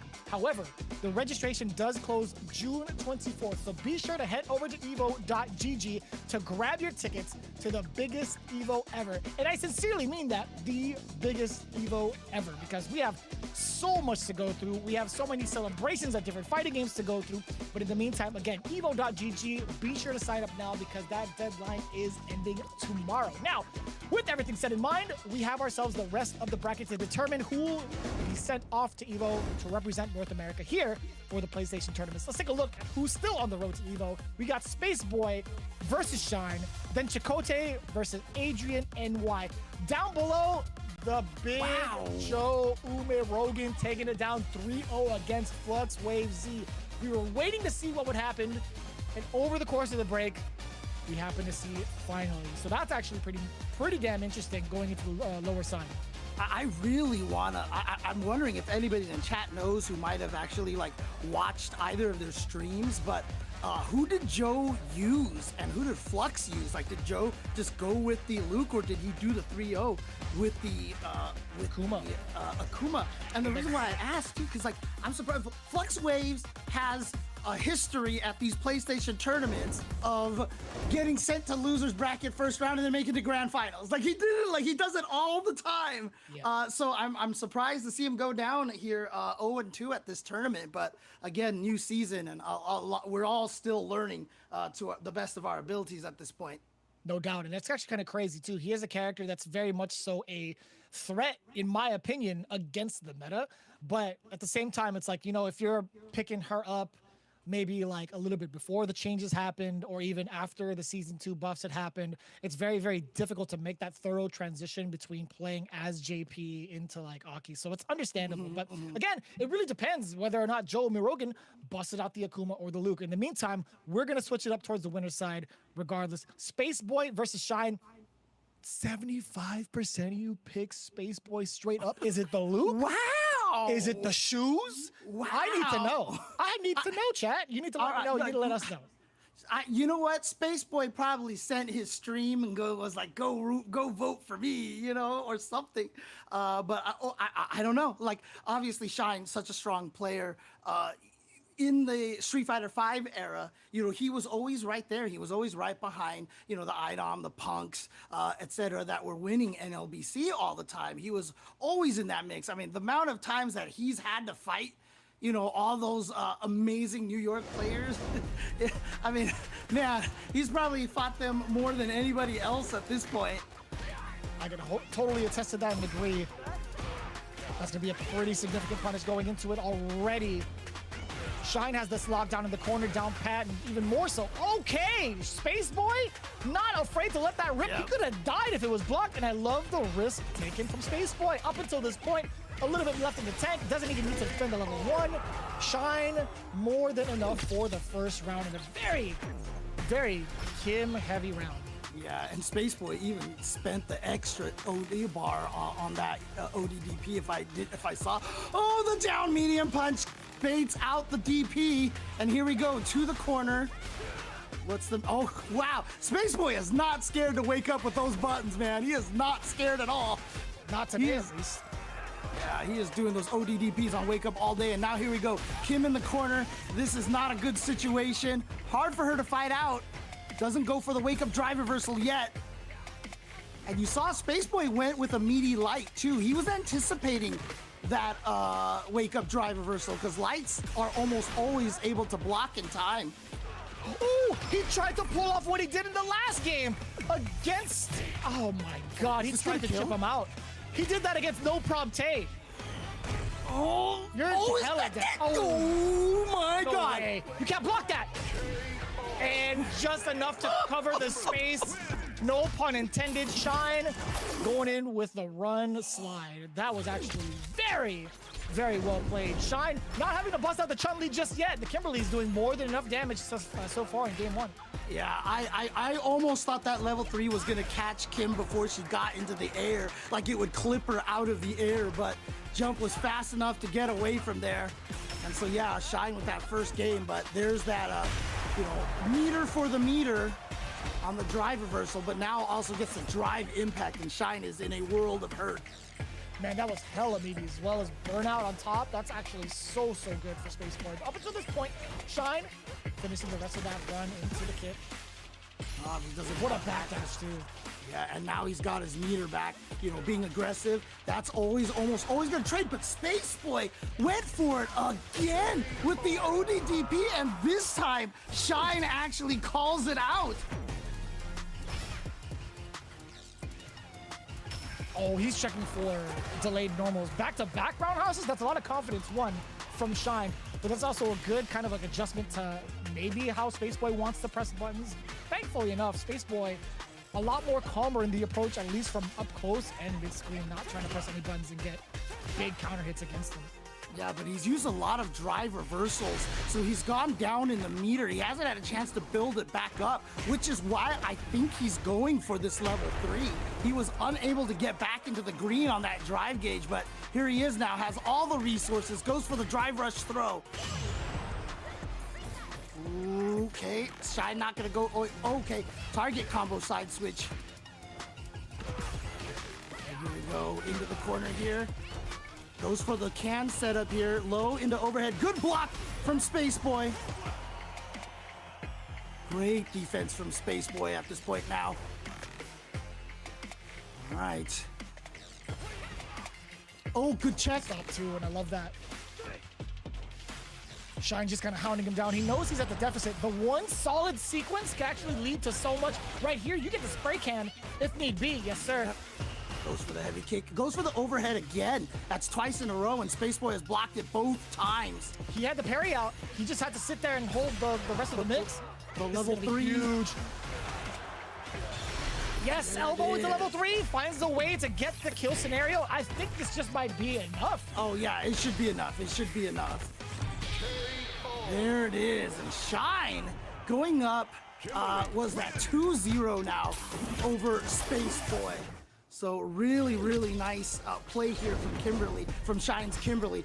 Doing the work. Gonna see if he can actually make this 3-0, and starts off with a great interruption on that drive rush cancel. Target combo, a lot of carry into the corner, allows himself to get the spray can going. Hey, not too bad. He doesn't get a big move, but he got a punish counter after all of that. Yeah. Gets to set up a can again.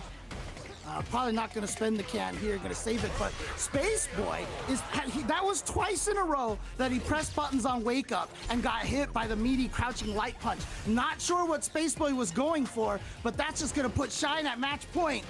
And that was actually pretty neat. Him going for the overhead to reset the damage and also get the bigger corner carry was really great from Shine. Oh, the check again. Here we go, slide. Yeah, he doesn't have a can anymore, so he's gonna take the damage instead of reload. He's going for canless mix-ups from Kimberly right now. Look at this pressure. Oh, the shimmy. That could have been hit. Take advantage of it. Oh, we know the kind of damage that Luke can do. This is not bad. If you're Shine, this is definitely not bad. I think you have a little bit left in the tank of the drive gauge. This might be burnout. Because it was a critical art. Oh yeah, you're just shy. No, there it is. After the sandblast. Oh boy. Oh, he got hit. Yeah, just ran in with that raw shoulder. He called out the shimmy. He called out the shimmy. He's not dead! No, he's hella dead. He's hella dead. He backrolled too. Right, yeah. I mean, there you see a perfect example of where in last season, you would have been dead for sure from Luke. And you see how that nerf has actually affected him. He got the round anyway, but Shine now starting out with his level 3, gonna get Space Boy down to 50%. Has not had a chance to reload the cans, but I don't think he's gonna need to. So we'll do it. And Space Boy instead commits to the option that got him out of trouble multiple times in multiple games. However, in this one, 3-0 is awarded to Shine for his patience and overall offense, man. Even without the cans, he was dishing out so much damage off of these straight hits. Yeah, that was beautiful stuff there. Really nicely done by Shine. And didn't need to switch to the Chun-Li that time. Kimberly did all the work and was able to take that one. So Shine is going to move on the winner's side of the brackets. And we're going to take a look at these highlights over here. And again, yeah, landing this level 3. Obviously, it's such a nice buff for Kimberly. Well, I mean, normalization of her damage. Just like a pixel away from killing. And I can't believe he made it over. I also can't believe he made it over. I thought he was too close. Yeah, I thought that was gonna hit it. I mean, that super's really fast too, so I was surprised it didn't catch her on her way up. To be honest with you, I don't even remember what the hitbox looks like, but being at 10 frames on that startup, that Pale Rider could just, it takes out so many people. But speaking of level 3s, man, there were a lot of instances too where Shine had pretty much close encounters too, even off of those lights and the way he kind of ended that combo. I thought for a second he might have had Spaceboy living by just a little bit. But also, look at the layers of offense too. Even with the frame kill, Spaceboy thought he could press a button on the way over. But speaking of buttons, man, OD uppercut, not gonna pull through for him this time. But even so, even if it had connected, you got so much more to go through still. Oh yeah, it would have it was almost like delaying the inevitable. Like I said, Luke can dish out a lot of damage, but he had already spent most of his meter. I think Spaceboy only had like 1.5 bars, so he wasn't gonna have that level 3 in his back pocket to try the comeback. But again, he's got the losers bracket run to be able to try to make it out. And so we're gonna find out who Shine is gonna go up against. It is going to be the winner of this coming match, and that, of course, is going to be between El Chicote and Adrian NY. And you know, I met El Chicote a long time ago when he was a young cat in the FGC, but now he is more of the veteran, and now it is Adrian who is more of the up-and-comer, the young upstart here. So let's see if El Chicote can take him out. And this is a matchup that I've actually been looking forward to in regards to like how often we see Lilies, right? Chicote has had plenty of answers against characters or players like Knuckle Dew, even Kaba as well. I don't really get to see it too often on like CFNs either, or any like really big replays outside of Japan. I should specifically state. So I'm actually kind of curious to see how Chicote approaches the Guile matchup now. Yeah, because I mean, obviously this was season 1, but if you remember, Hibiki was invited to Red Bull Kumite, and he looked like he couldn't do anything to Knuckle Dew's Guile. And, you know, talking with Justin on the commentary at that point, he was just like, yeah, this fight is really bad for Lily. But like I said, I don't know how it's changed in season 2, but as we mentioned earlier, nothing really happened to Guile. So this might still be kind of a bad matchup. We're about to find out. Chicote does manage to get himself a win stock. He does get the Mexican Typhoon gash up over. That's going to be hella damage too. The damage plus the stock, that's actually so good for Chicote. Yeah, and when you do the regular, when you're close enough to do the regular Wind-Clad Spire, and they use the drive reversal on you, that's so great because you come out on top of the meter that way. And you still got one left in the tank as Chicote. Yeah, he's going to spend the rest of that Spire. Adrian could not get himself out of there. He had a level 1, but I don't think that would have been like, enough, I feel like. Right. Yeah, and he just probably wasn't ready for it at the time. Maybe he wasn't even charged. Not you know, no way to know unless we look at the inputs. Oh, God, it's so fast! And that's the scary part. And Chicote has that timed really well. That's a manual timing after you get the Typhoon, the Mexican Typhoon, and then drive rush into Crouching Fierce. Like, you can catch people in pre-jump frames and stuff like that, but it's tricky. It's a manual timing. And again, you see right there, that's the regular Wind Spire that he's spending the drive reversal on. So Chicote is coming out on top of the meter usage that way. Immediately going for the drive. Adrian had backed up just to get himself set up for the big burnout, but that's going to be fine for Chicote. He burns out by his own means with the drive reversal. Not going to have to fear the rest of the booms as much, at least up until this point. Yeah. Chip is imminent, by the way. It's really dangerous. I don't know what Chicote pressed there, but he definitely tried something. We saw the counter hit on Adrian's side. Here we go. Heavy punch, perhaps. I think it was one of the heavier normals. Yeah. It's a good button for Lily. I don't blame anyone for using it. Oh, no, too late. I'm not too sure about that drive reversal. Chicote making out like a bandit, at least with not just the damage, but the drive gauge. Again, Adrian sees himself into this burnout. A little bit problematic. The chip damage is there, and the throw as well. Just within range to go drive rush again, and into the Typhoon. I love that setup off of low medium kick. Damn! Okay, but he's gonna get himself out of here with that level 1, but he's still burned out, which is the crazy thing. Finally getting some of that meter back, and there we go. He's gonna be finally out of that burnout, and to be honest with you, he's still within range to might even be able to steal this round. Not after doing that, never mind! The drive reversal was just too far! You saw Chakotay holding the wind charge, so she didn't lean forward and just scraped past that drive reversal. I've seen that before. Someone's about to clip that for Chakotay, that's for sure, if he's streaming, because that is something that a lot of folks, a lot of the Lily specialists, only a handful of them, have actually put out on Twitter before to avoid drive reversals or counter hit buttons. That's so good. And look at this DP for the extension in the corner. Command throw. It's a guess situation. You've got to interrupt that before she gets to you with that Condor Spire. Oh! Not enough to kill! I like that. What a whiff punish, dude, right in front of the sweep. Nice and easy. Chakotay looking at another round, hopefully another game with the pace that he's been playing at. For Adrian, I still think he's got the potential to take some more rounds off of him. Oh no, just wasn't even thinking about it that time. The young man reaction's not coming through this time. Oh, I love that offensive drive reversal to try to keep Adrian in the corner. Don't want to give him a single inch out of there. Right, yep, that's a beautiful usage of that Sonic Blade just to get yourself so much real estate on the stage. Yo, what? He clipped on normal? I couldn't tell, but there was counter hit. It was 100% a counter hit. So far.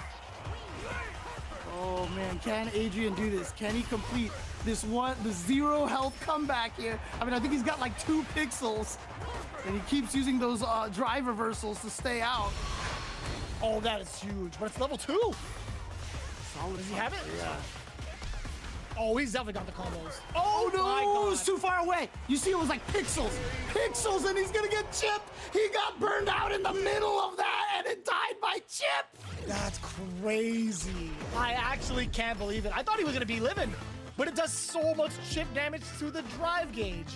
That was crazy. 2 games straight for Chakotay. Big whiff punish against the sweep. Very confirmable thanks to the 2 hits of that crouching heavy punch. Here we go, gets a throw. Now Chakotay trapped in the corner. What can he do here?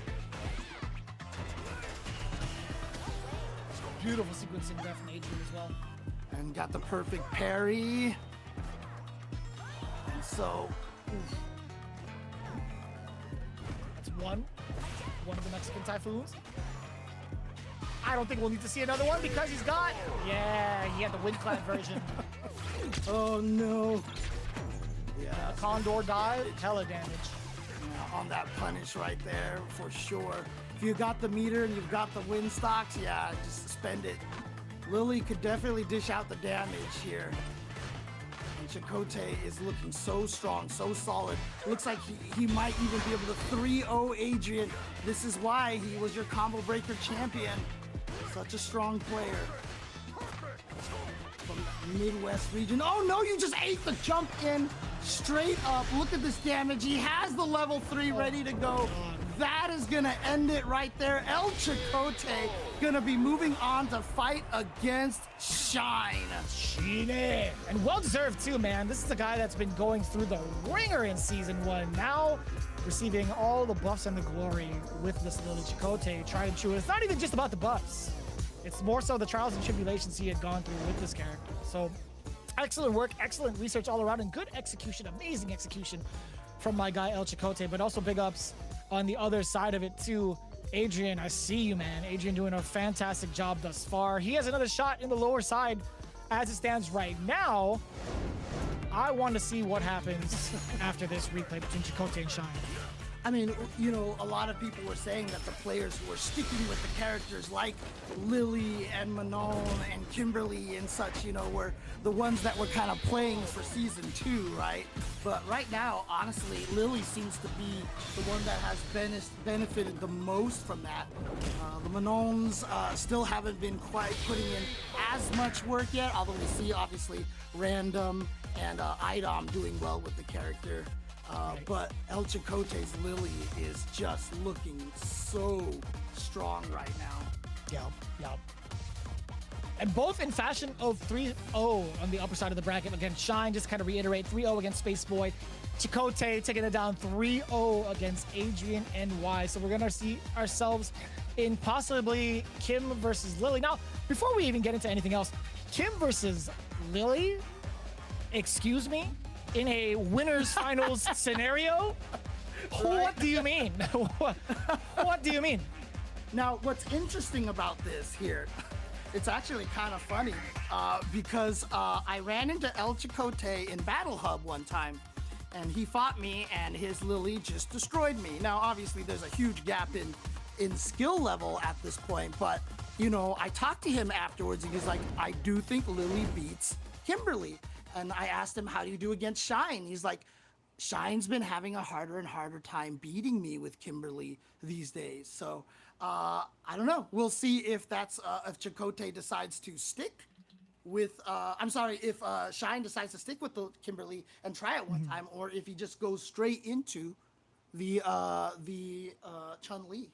I would love to see it personally. I want to see what happens, how that goes out, and that's going to be happening after this break. So if you guys are excited as we are, we got to make sure you guys are hydrated, get the snacks ready, because when we get through it, we have more Street Fighter 6 action to determine our winner to go through in NA for the road to Evo. Stick around. We got more action right after this.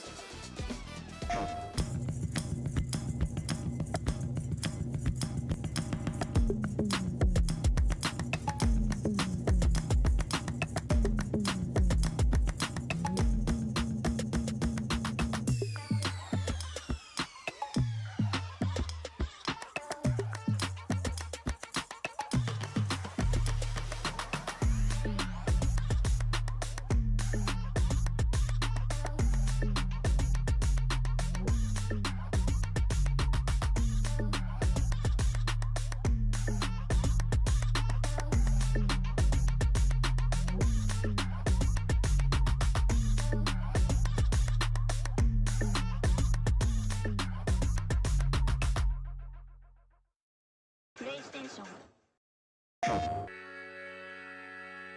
Gaming is defined by moments. It is intense. The joy of victory and the thrill of overcoming challenges. Welcome to our home of competitive gaming, where we can all experience exciting esports moments The final 1v1 of the game here. and celebrate the pros and the rising stars, I do want to see a female in the NCS. bringing you guides and deep dives Horizon can go up, but she can't go up fast. and tournaments where the community competes. Wait! Did he No way. Whether you're in a heated match Back, let's go. or watching along at the edge of your seat, A duo taking down a trio. let's create moments from the games you love. Come take it! Join us and subscribe to our channel to follow everything esports on PlayStation. PlayStation.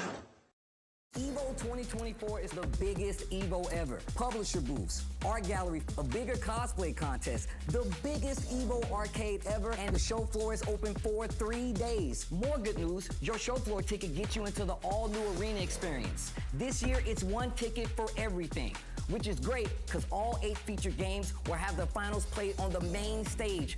Your Evo champion, guys. Give it up for...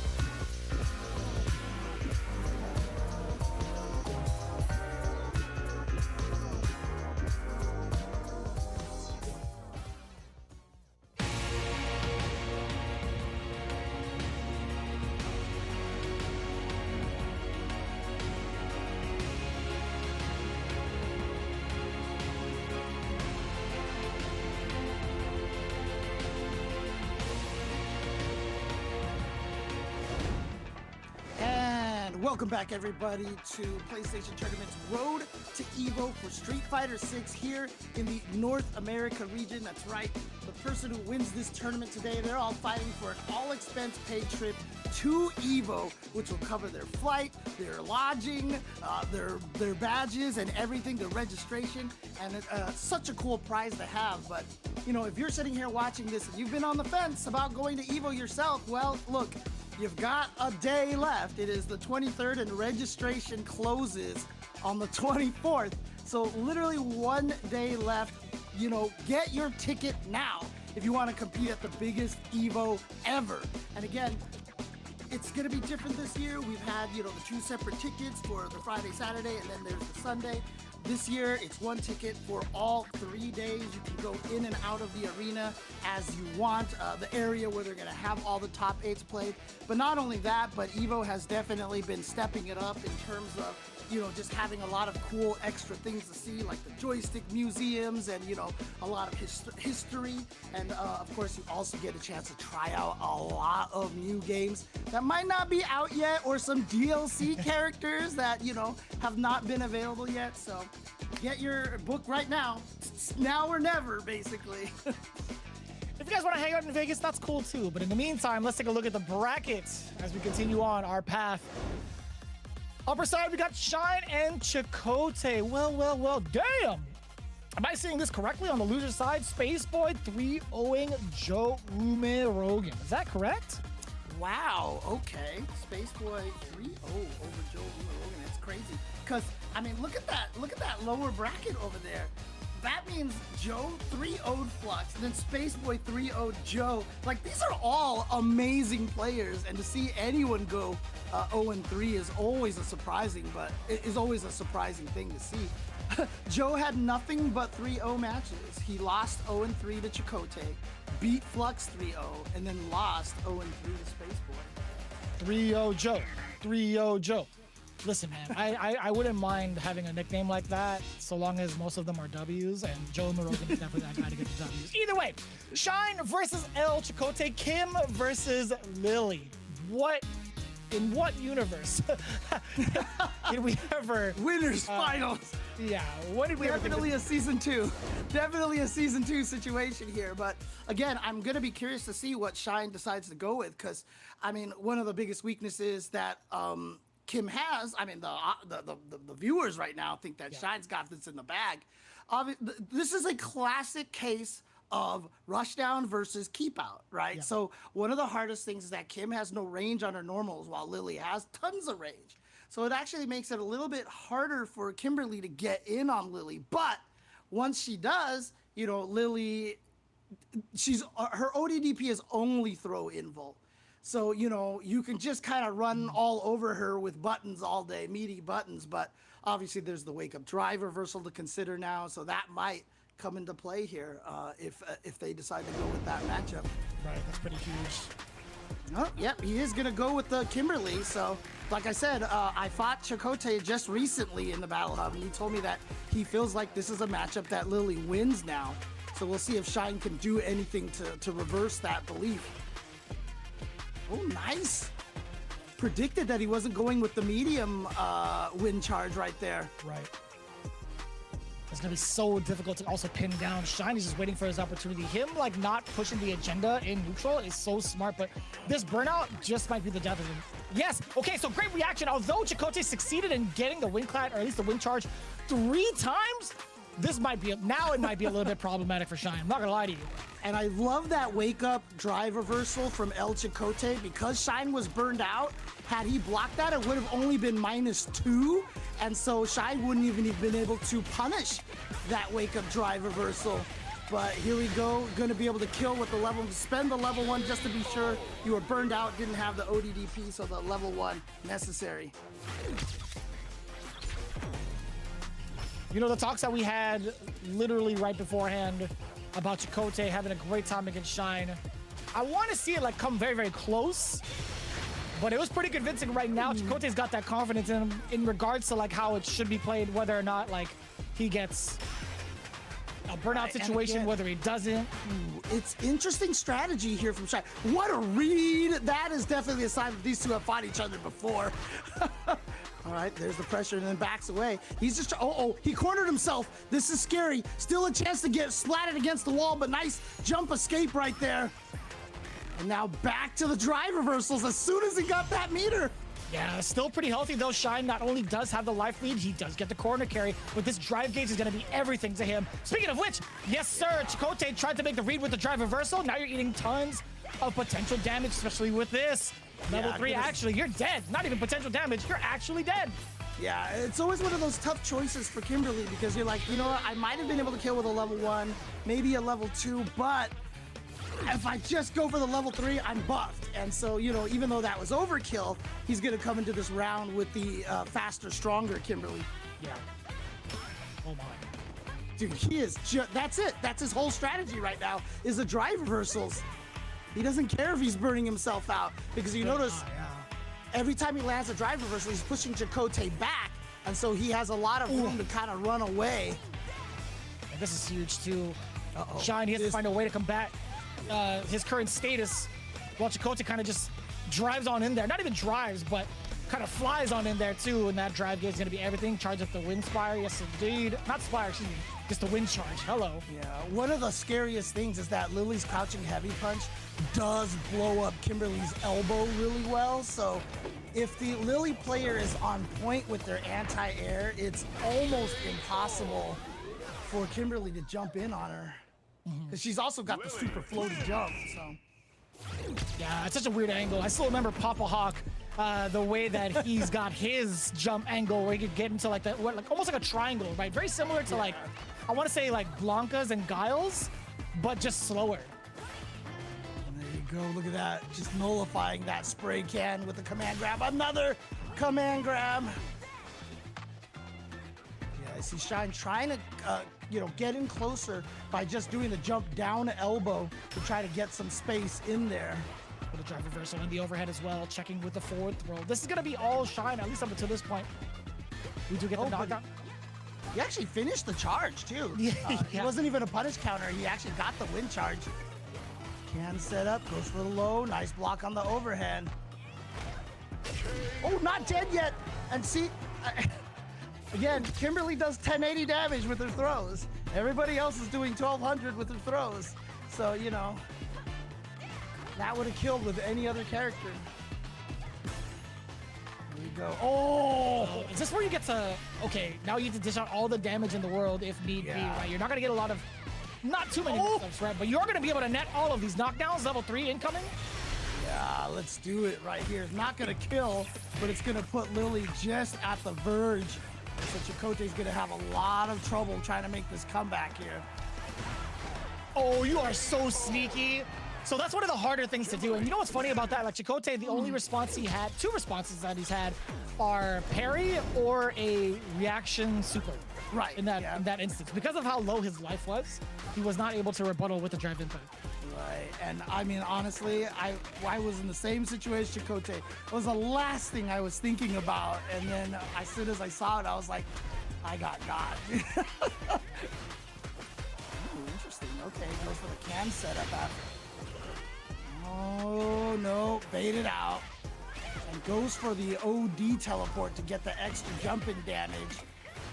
Another can set up.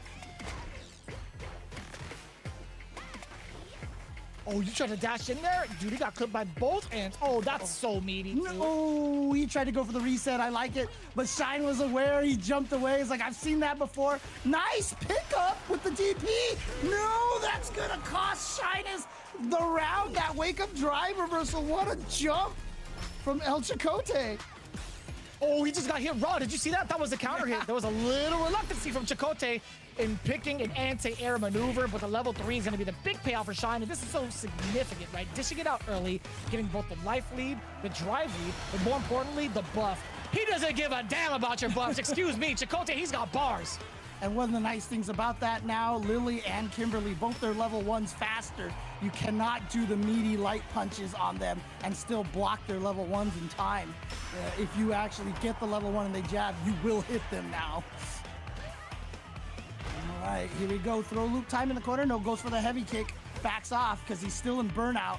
Trying to get that meter, but what a jump again! I didn't expect that jump.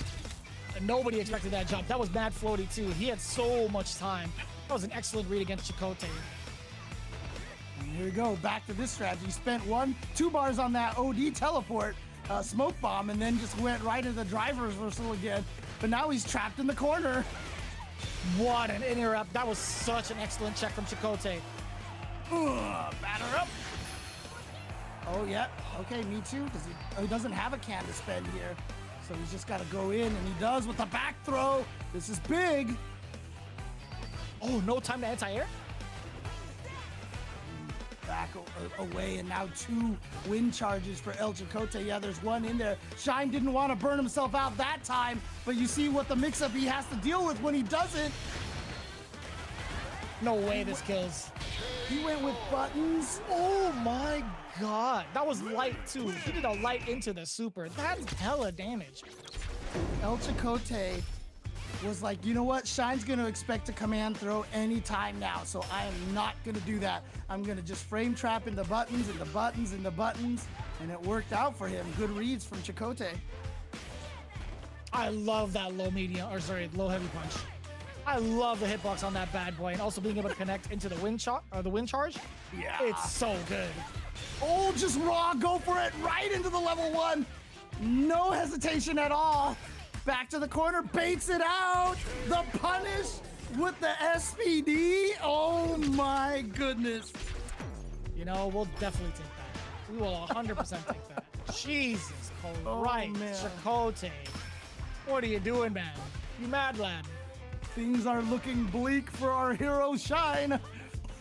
Oh no, he did standing heavy punch, not crouching heavy punch.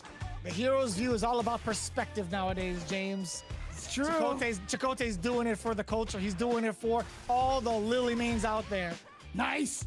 All 3 of you. The range again. Oh man. Shout outs to all my Kimberly brethren out there.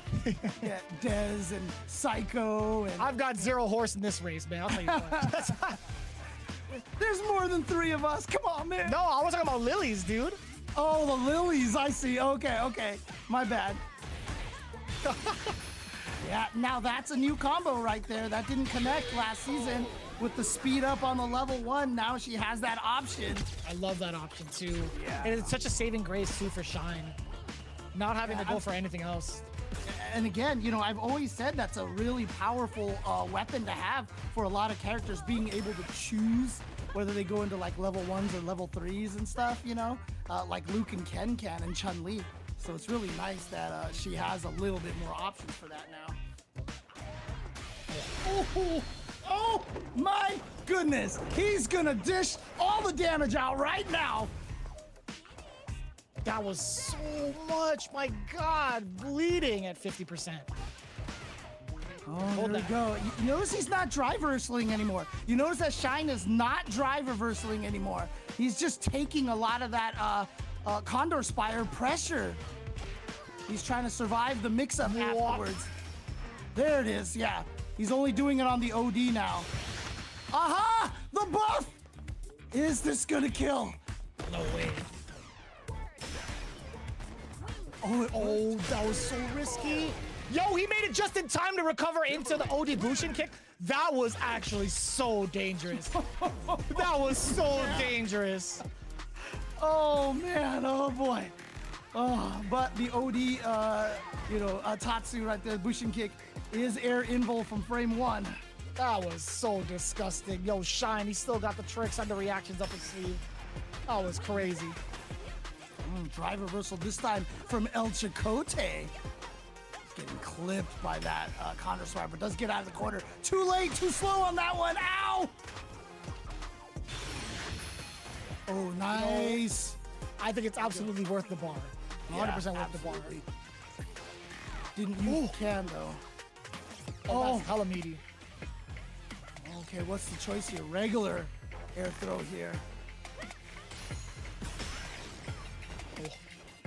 Gets that drive reversal again. Chakotay still burned out. Oh my goodness, they both tried to That do was a something. punish counter. It's not enough to kill. It's not enough to kill. The punish counter was the crouching medium kick, not the SPD, so he's still alive here, barely. Here we go. Chip is a thing, but not for much longer. Gets to the overhead. He did it! He just went for the wake up! He knew, I think, that Shine was probably gonna go for something into level 1 or something to try to go for the chip death, but he didn't. He just went for the level 2 wake up, and Chakotay's at match point.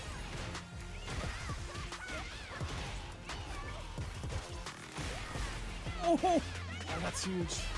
Overhead working for Shine this time.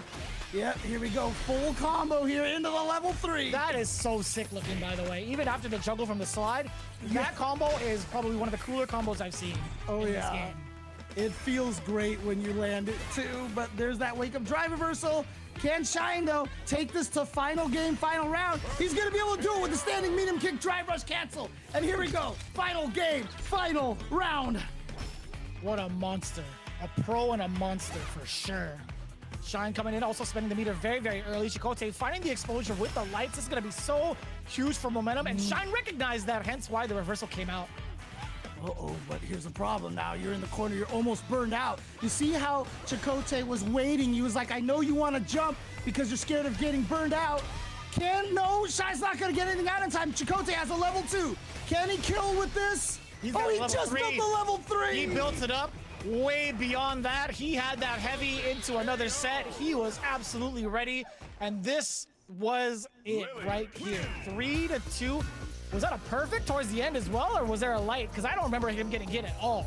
Chakotay, he was going right into grand finals with that perfect.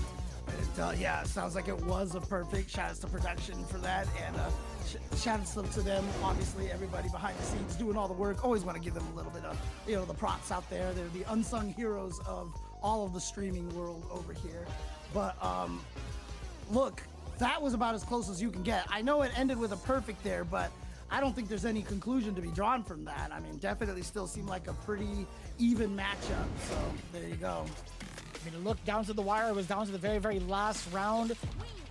But Chakotay, he's still keeping the hot streak alive, I guess. He's talking about the last time he faced off against Shine, able to take it down in their last encounter. So maybe, I mean, it's not the end of Shine yet, right? We still have the lower side to think about as well. So we'll see. He's been on a hot streak with this Kimberly for a minute. Yeah, I'm really enjoying seeing him play this here. But also really enjoying to see the Lily starting to put in work here. Again, like I said, this balance patch, it's been very, very impressive. Like, I don't feel like, I know there's a lot of people saying stuff like, oh, DJ got ruined, Blanca got ruined, Luke got ruined and stuff, but like, it's just, the evidence is not there for that. And I feel like they did a good job, normalizing a lot of the strong characters and buffing a lot of the weaker characters. Balance in the season is... I thought it was great in Season 1, but this might be one of the most balanced fighting games I've ever seen, to be honest with you. I can concur with that. But you know what's crazy too? Like, we can take it outside of what's on paper, what the matchups are looking like. There was a lot of like raw reads between these two, right? When to drive reversal, when to wake up with supers. That's something that's like not super orthodox in regards to like top tier level play, but it works so well between these two because of the fact that they are like they've competed against each other for so long. They are pretty much training buddies at this point, right? Yeah, absolutely. So good stuff once again to the players over there. Shine, like you said, still alive, going to be fighting against whoever makes it out of the losers bracket. And Chakotay is going to be waiting in grand finals to try to win that free trip, all expense paid trip to Evo. But let's find out who Shine is going to have to go up against. So let's head down to that lower bracket. And we are going to be going with Samij and Space Boy. So I was gonna say, man, if Samij manages to take this down against Space Boy, that might lead us into a double jeopardy situation. But as it stands right now, Space Boy's been doing a fantastic job with this loot. So we'll see, man. Samij is he's already proved his worth like tenfold with this character, and also his results have spoken for themselves in Season 1. So we'll see. Again, the $1 million character versus the runner-up, right? That's right. You're right. Oh man, $1 million character, and what was it, the $300,000 character, right? What a drop-off, baby. We love to see it. Hey, man, look money's at this. money. It's split here. The viewers are actually split here. When it's like 47 to 53, you call that an even split at that point, statistically speaking here. So yeah, they're a little bit torn on that. I mean, I'm surprised Spaceboy had been kind of running away with a lot of these polls here. So curious to see, you know, I guess a lot of Samij fans in the chat out there. You know, I feel like at this point, Spaceboy's got to be like an FGC congressman. He's getting the points and the polls every single time. Despite what the results may be, there's a lot of faith in the community within the towards Spaceboy, I should say. So that's actually pretty impressive. But all jokes aside, man, Spaceboy, I've been a fan of his for a very long while too. And Samij, I've slowly become a fan of his when he started really putting in the time for Street Fighter, right? I think that is so impressive to go from one game to another at a pro level, by the way, at a pro level. And I will say that wholeheartedly. Samij is a certified pro. Oh yeah, in multiple games. And Spaceboy, if I'm not mistaken, he played a lot of Sakura in Street Fighter V, right? That was Spaceboy? Yeah, okay. That's correct, yeah. Yeah, just making sure. Oh boy, burnout situation in the corner. This sucks. Look at this chip damage that you're just taking. Yeah, you try to jab in there, but oh, it's just not gonna work out. More often than not, no. It's a tough spot to be in for like any part of the roster, which I think is great. Like a lot of the characters now have certain strings that could keep you in a block, and also frame trap too. So it's very, very nice. Yeah, we just saw right there, Spaceboy once again showing not afraid to wake up with those ODDPs. So he's had one on Samij now. Oh, the whip punish. Wow, standing heavy punch just missed. And another one. No drive rush overheads for you. That little micro walk into the crowd strong was so scary from Spaceboy. I'm surprised Samij didn't hit anything. And yeah, you cannot drive impact the heavy flash knuckle when the Lukes have a level 3, because that's all they're looking for at that point. Oh, that's Allen damage too. Yeah, the DDT. Well, I think it comes out to a total of like what, 2,500 now. That's insane, but I love it. It hurts. Love that. I mean, they were like, okay, nobody uses this. Let's buff the damage. Bro, I use that thing all the time because of the frame advantage it gives you after. Oh, it's so good. Okay. It is so good. Yeah. It's expensive though. Don't get me wrong. It is very expensive because you have to extend the flash knuckle by pressing, you know, double punches to get that extension. Right, takes another bar. At least it's only 1 bar, right? So it is 3 bars, but that is a drive rush cancel. And we all saw the most recent video from Ringe, how he was talking about how that 3-bar threshold is like exactly what a lot of people are looking at. Oh, a dropped combo. I don't know what's been going on with Samij, to be honest with you. He's had a pretty significant drops and also a little bit of a shakiness when it comes to recognizing what happens in this matchup. Oh my god, you are actually taking hella damage. Yeah. At that point in time, you didn't even have to worry about the drive impact. He was just like, the threat of chip is gonna kill you. And yeah, I mean, he was burnt out too, right? So yeah, that's true, that's true. Ouch! Again, another ODDP to bust right out of there. Oh, Samij has not been able to get out of this corner. He just gets put into that corner, and then the game has just ended. And Spaceboy's gonna put him right back in there with that perfect parry. Man, again, a lot of mishaps coming in from Samij. Very minor errors, but that leads to such significant damage from Luke, right? Like that missed throw is everything. I don't know why he's been missing some of these meaties or also some of these big punishes that he's had. I mean, it's one of those situations that, you know, if you have enough frame data to knock down and go for a throw like that, gotta make sure your frame kills are on point, right? But there is a possibility that Jury doesn't have a good frame kill for that situation. You have to do it manually. I'd have to go back and see what the knockdown was. I don't remember what the setup was for that. That's fair. That's fair. But back here to game number 3.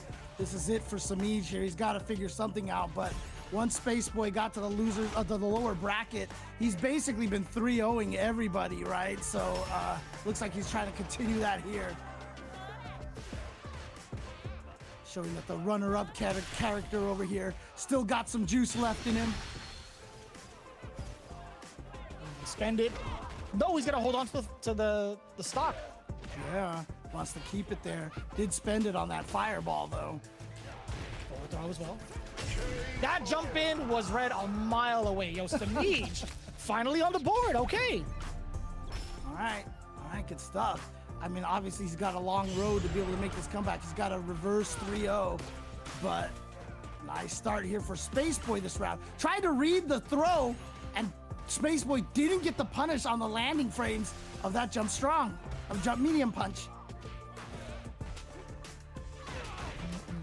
Dash up.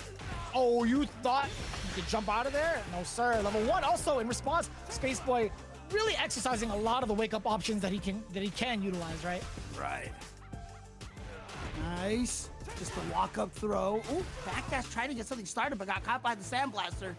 That's twice now that Spaceboy has just woke up with a Sandblaster. Last time, somebody just jumped over it. Oh no, gap in your string. And now we're both burned out, but Luke is significantly scary. He's trying to chip him to death. Oh boy. He is so active right now, movement-wise. Spaceboy, he gets clipped either way. The dash-up standing jab saves Samij's life. That was actually a counter hit as well. Yeah, it looked like Spaceboy started doing the shoulder run. I saw like a glimpse of that, so maybe he was trying to go in for the chip kill at that point, but couldn't quite get it. But Samij is on the board. It is now 2-1 in favor of Spaceboy.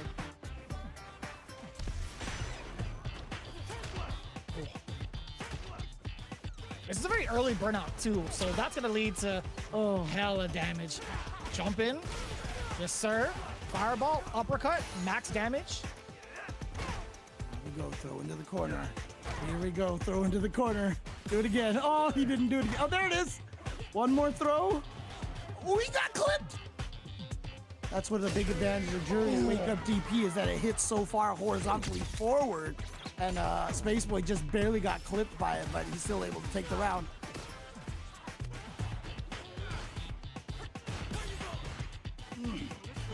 Forward throw. This is gonna lead to a lot of damage too if Samij doesn't find the proper answers on defense. Yo, he blocked forever and a day.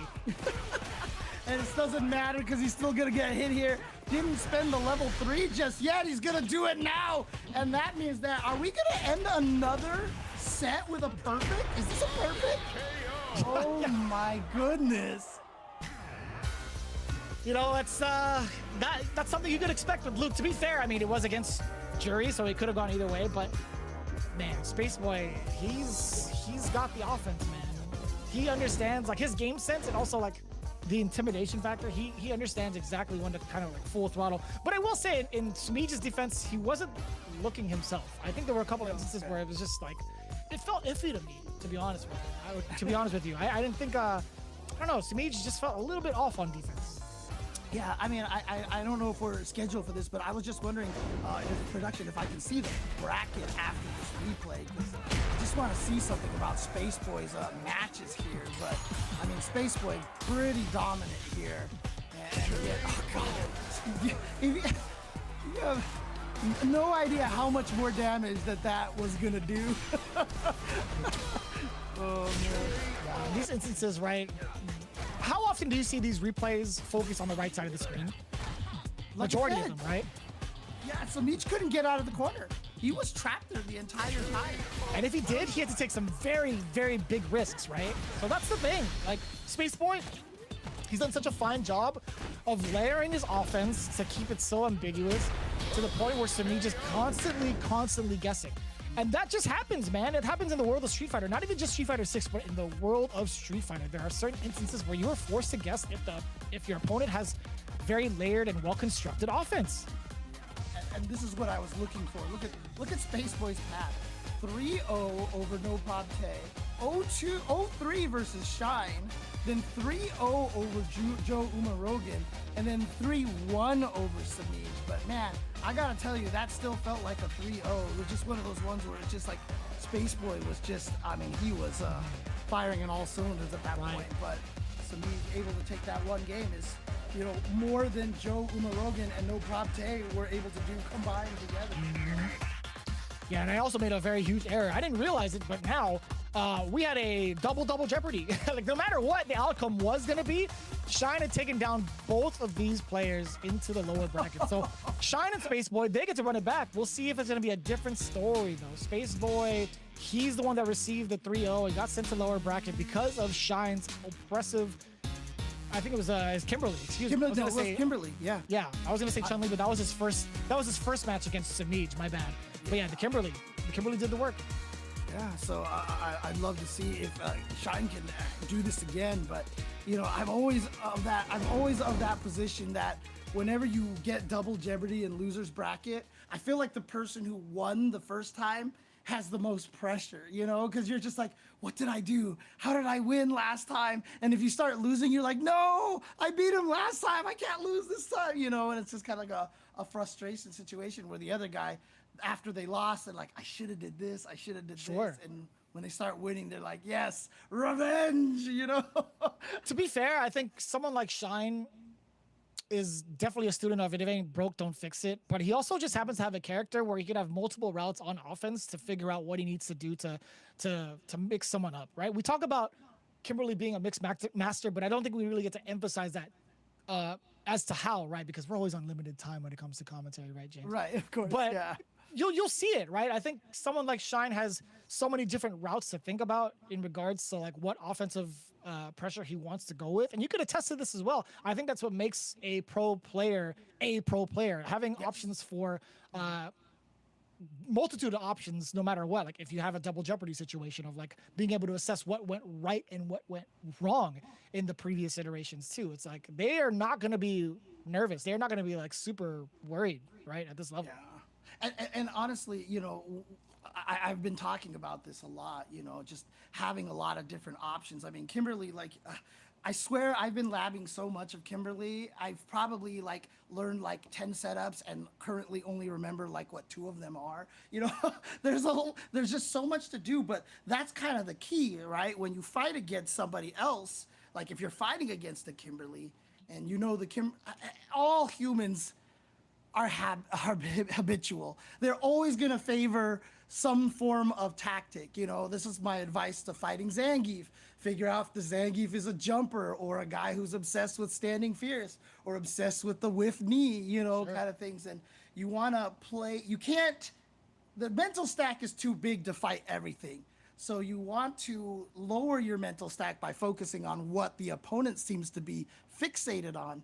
Obviously, the best players are going to be able to make that adjustment and do everything, but that's the best, right? Like, if you're just playing ranked online, everybody falls into patterns, honestly. Yep. They all do. Yep. So now going into it, the lower side, excuse me, Spaceboy versus Shine for the upteeth time. And I'm not just talking about this tournament, but in general, in life. Yeah, I love this, actually. I love the speed that we're going at, to be quite honest with you, because that's what it feels like really playing against a Kimberly, okay?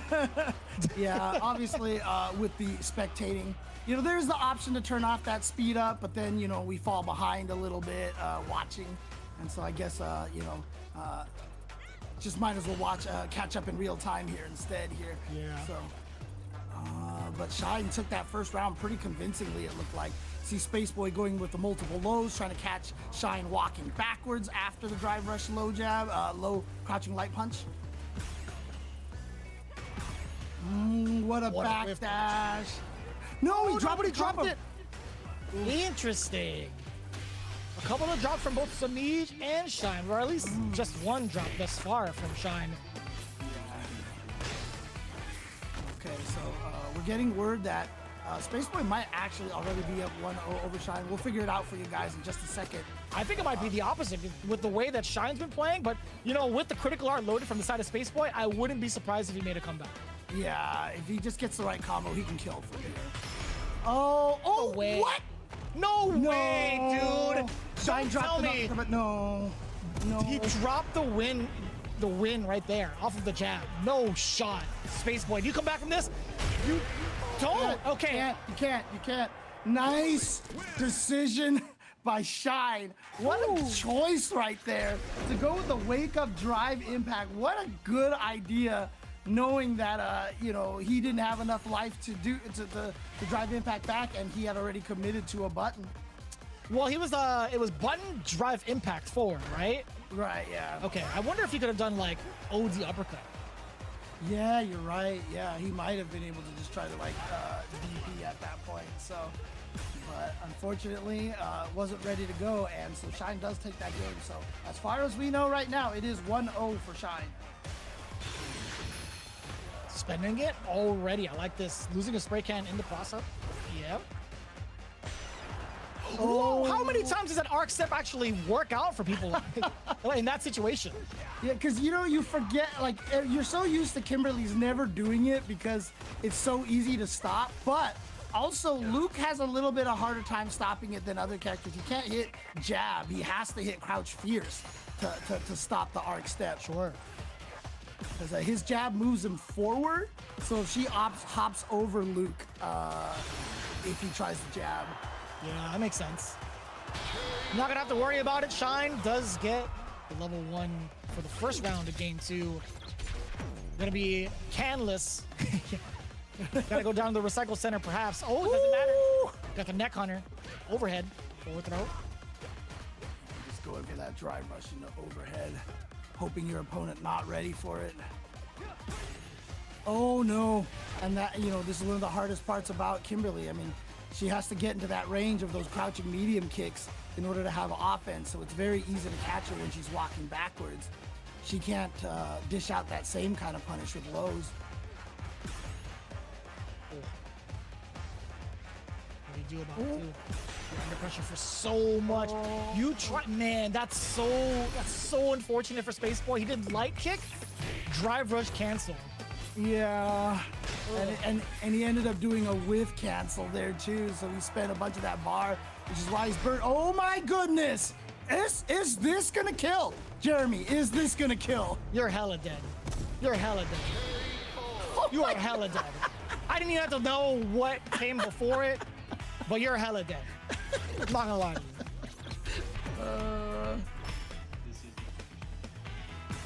Okay, so we just got confirmation. It is 1-0 Shine right now, so Spaceboy did not win a game earlier. So we are at 1-0 right now. And, so this is a very important game too here. Shine gets the back throw on a punish counter too. Wake up, level 1. I love the risk assessment, and I love the fact that Shine has a read on Space Boy's impatience on offense. Ooh, he wasn't expecting that jumping heavy kick to reach that far. No anti-airs from Shine. Oh no, you got baited. He's got a level 2. Is he gonna spend it?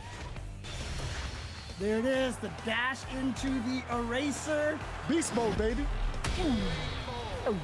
Every time. You gotta do it every time. Yep. Have to do it. I just love the animation of Eraser too. It's such a cool level 2, and I'm glad that it gets like a full cinematic that it does. It's always tricky too, because like, you know, from a technical standpoint, and everybody's gonna be like, what are you talking about, James? But like Honda's level 2 and Luke's level 2, when they do that little extra zoom in, I think it's to lock the opponent to standing without looking so odd. It's a really neat camera trick, honestly, because they go from airborne to standing. No. All right, manually timing. No frame kill setups for Spaceboy at all. Going to find the connection. And more than enough too. Yeah, with that exact route, you're dealing out so much damage. And I like Spaceboy kind of taking the time to do some of these manual timings, because he's been getting blown up on the opponent's wake up majority of the time, right? Up until this point. All right, Spaceboy trying to take a lead here. Remember, he did lose 3-0 to Shine on the winner side of the bracket, but he's already taken one game. Button. He hella pressed the button. Maybe he was scared of the throw, surprised. Oh no! Drop. Again, dropped combos. Oh, Shine, not like this. Oh, he tried to. Yeah, I mean, obviously, drive rushing and having the ability to stagger your forward movement by having stuff like that, you know, to almost like backswing blow is really powerful, but it didn't work out for Spaceboy that time. Already a great start too. Again, both are tied at the round. So Shine emptying this out early with the life lead, the dominance, and the drive gauge. I love having this buff. And also the punish counter now. Spaceboy, he could be a threat if he wakes up with a level 3. He's not gonna do it. Yeah, you're stuck for a while. Oh no. Oh, it's not gonna be a combo, but so close right here. Just wait. How did he get into the corner? Did Spaceboy move like a micro step forward? I think he pressed the button. Like, I think he pressed the low. I think he pressed the crouching normal. Yeah, it was a crouching medium kick. I guess it makes sense that does move Luke a little forward. It does move him forward for sure. Okay. Got it. It's true. You are a Luke player, so you know for sure. So I love this character, man. I can't let him go, dude. But Kim actually is looking so fun to play. But speaking of which, now back throw. You just played Luke because Alex Lay is just the most awesome, cool person ever, dude. So I'm not gonna disagree with that. Wholehearted. Oh, trade.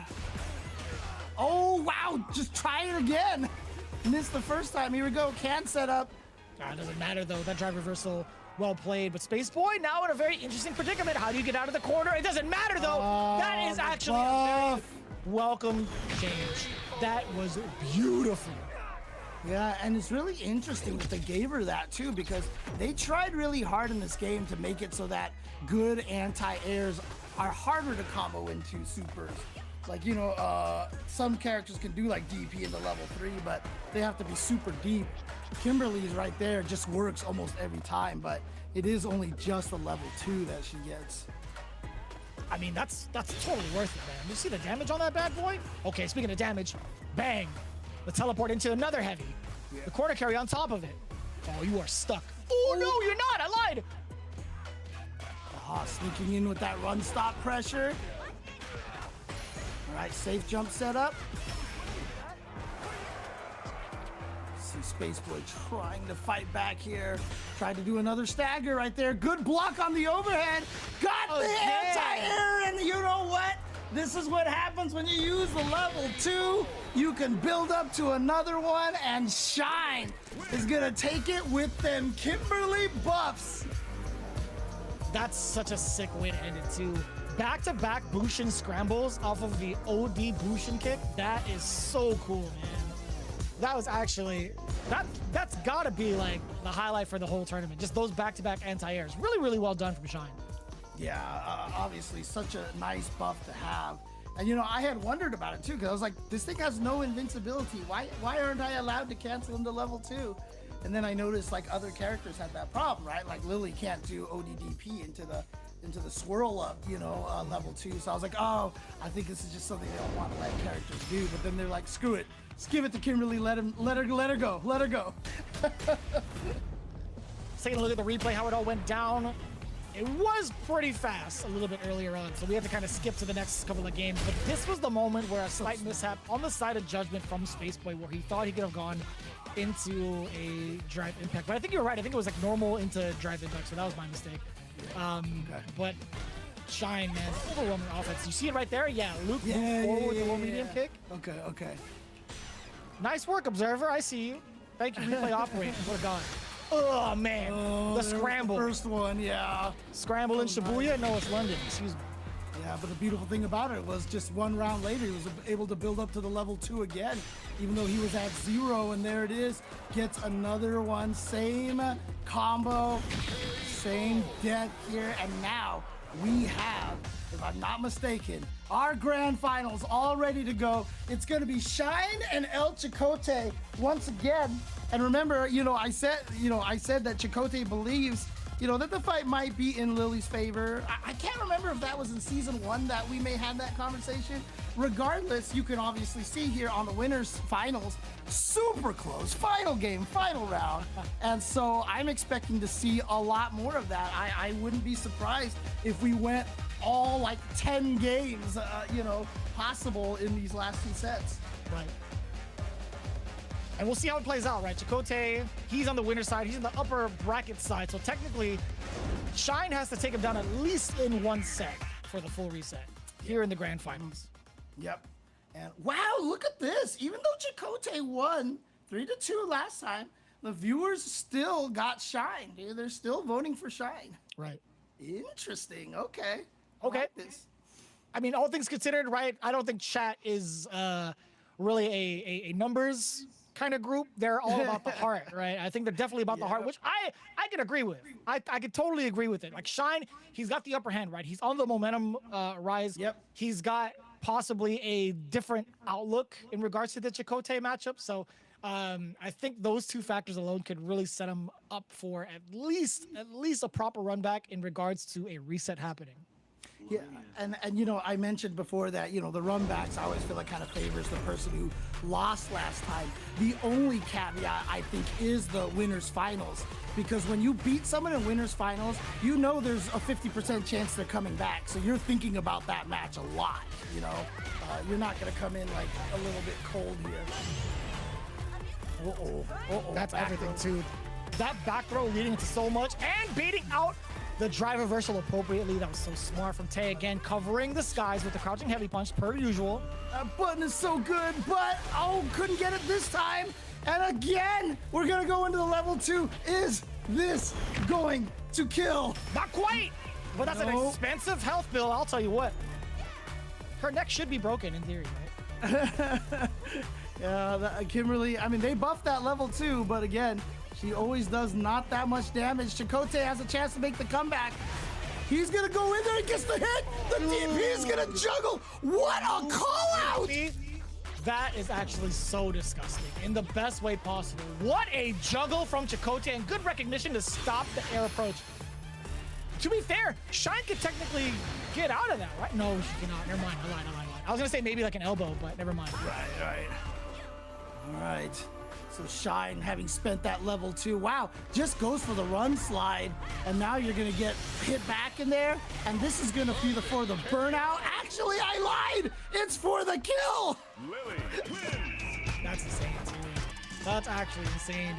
He got himself a little bit extra on that too, on the wind charge as well. Oh yeah, he had the wind charge. Okay, so that's why I was mistaken. Yeah, that's why I made the mistake, clearly, because I didn't see the wind charge. Not that I'm wrong on that every single. I mean, to be fair, it's like what, a 300 damage difference if I'm not mistaken. So it's not like it's still gonna be hard to call. I will give you that. But at the same time, man, his way of tracking down folks with the crouching heavy punch from a matter of different distances, right? It's one thing to be consistent with anti-airs, but it's another thing to recognize the spacing for it just as consistently. That's so good. It's so good. One of my favorite things is that in the patch notes, you know how they had all that written out stuff on Twitter. They actually moved it to the patch notes too. So shout outs to them for that. But you know, for Lily's, they were like, yeah, we noticed her crouching heavy punch was really good. So people were just kind of like one button characters. So we wanted to, buff up some of her other normals. And you know what? She's still mostly just using crouch heavy punch. But look at this character pick from Shine. Oh, word. This is a Buzz character off. that a lot of people are starting to believe in. And I get why Shine is picking this, because he wants to try to outrange Lily, I think. Is this gonna kill? Oh! Just enough towards the end as well. Oh. Yeah, so it's rough. Are you okay over there? I feel like you just like stubbed your toe really, really hard. Dude, I'm so used to seeing like Lily not necessarily kill in these situations, but I'm happy for her. I'm happy for the Lily players out there. It's hard to ask the question now. So also within mid-range space is exactly where Ed wants to play, right? He's been such a great counter poker in this game for the rest of the cast. Like he's excelled at mid to long range, but it also can duke it out close range. So Shine keeping his wits about him too with the anti-air uppercut. Yeah, it's really interesting because the way that Ed plays, I'm not even sure if I have a description of it yet, He's not rush down, he's not zoning. He's like weird. It actually feels similar to Falk in the previous game in 5, that he's kind of this mid-range zoner, Yeah, he's an outboxer. He's an outboxer is what it is, right? He's gonna be playing more of like a counter tool within mid-range. Right. That was that Windclad? I mean, was that a Windclad Spire, or did he just challenge because he felt like it? I thought you were gonna ask, is that a win cloud spire or are you just happy to see Ed? I don't know. The charge up 2 is gonna be so tricky. As you can see, he has full mobility available if he wants to cancel the flicker, right? Or sorry, the cycle grab. There you go. Throw. And yeah, just the backdashing. Yeah, you can backdash cancel that. Couldn't punish the Whip Condor Spire though. And here we go towards the corner and Shine. Oh boy, here we go. And he doesn't even go for the slow one. He goes for the medium speed one, it looked like. Yeah, knocking on the doors a little bit with the light. That could have led into a tick throw, but man, holding down the flicker going into the forward dash instead. Yeah, oh, wow, he went for it. He went for it. But he's burned out now, so this is a scary situation for Shine. Wow! Hit the jump attack. That jump attack from Ed, I feel like is usually pretty good. Oh no! I won't say it was for naught, but Ed didn't do too poorly. I'm not gonna lie to you, that was last round between the two, and in terms of like what the situation had been towards the end, I don't think Shine did a bad job with Ed. Yeah, I'm wondering now. I'm thinking Chun-Li maybe this time again, or go back to Kimberly, you know? I don't know, man. I think if there's anything that Chun-Li does struggle against, it's characters that have normals that are just as powerful, or that, okay, not as powerful. Let me reiterate. Normals that exist that happen to be longer range than Chun-Li, right? She does have a couple of those pokes that can happen. So it's not gonna be the Chun-Li. It's going right back into the Kimberly. This is do or die time for Shine. Yeah, and remember, Shine was 3-2 last time with Kimberly, so I don't blame him going with this option. And Lily's weak to the corner, but look at that! Chakotay, not scared at all, throwing out that standing light kick, that 4th frame. Then just Shine just ate that jump in. And Chakotay's gonna get a kill without having to spend any super meter, and he's at tournament point. He's at Evo point, technically. I've seen so many streamers kind of go through their runs over at every weekly event. Anytime they go into a match of Chakotay, everybody says the same thing. Once he gets started, it is so difficult to stop him. And it's looking like that right now. Chakotay, he is all over it. Up until this point, he tried to get a command grab. Shine still keeping his wits about him. Having the tendencies, or sorry, the audacity to jump still. Just a regular throw now into the corner. Here comes the Mexican Typhoon. Half a bar left to book his ticket to Evo. He's got the hit. He's got the stun off of the drive impact. He's got the kill off of the level 2. And he's got his trip to Evo 2024 fully covered and booked and ready to go. It's exactly what you could expect for our PlayStation tournaments. Road to Evo champion for Street Fighter 6 representing North America, El Chakotay, once again with the title of champion this year. We get to see him over at Evo.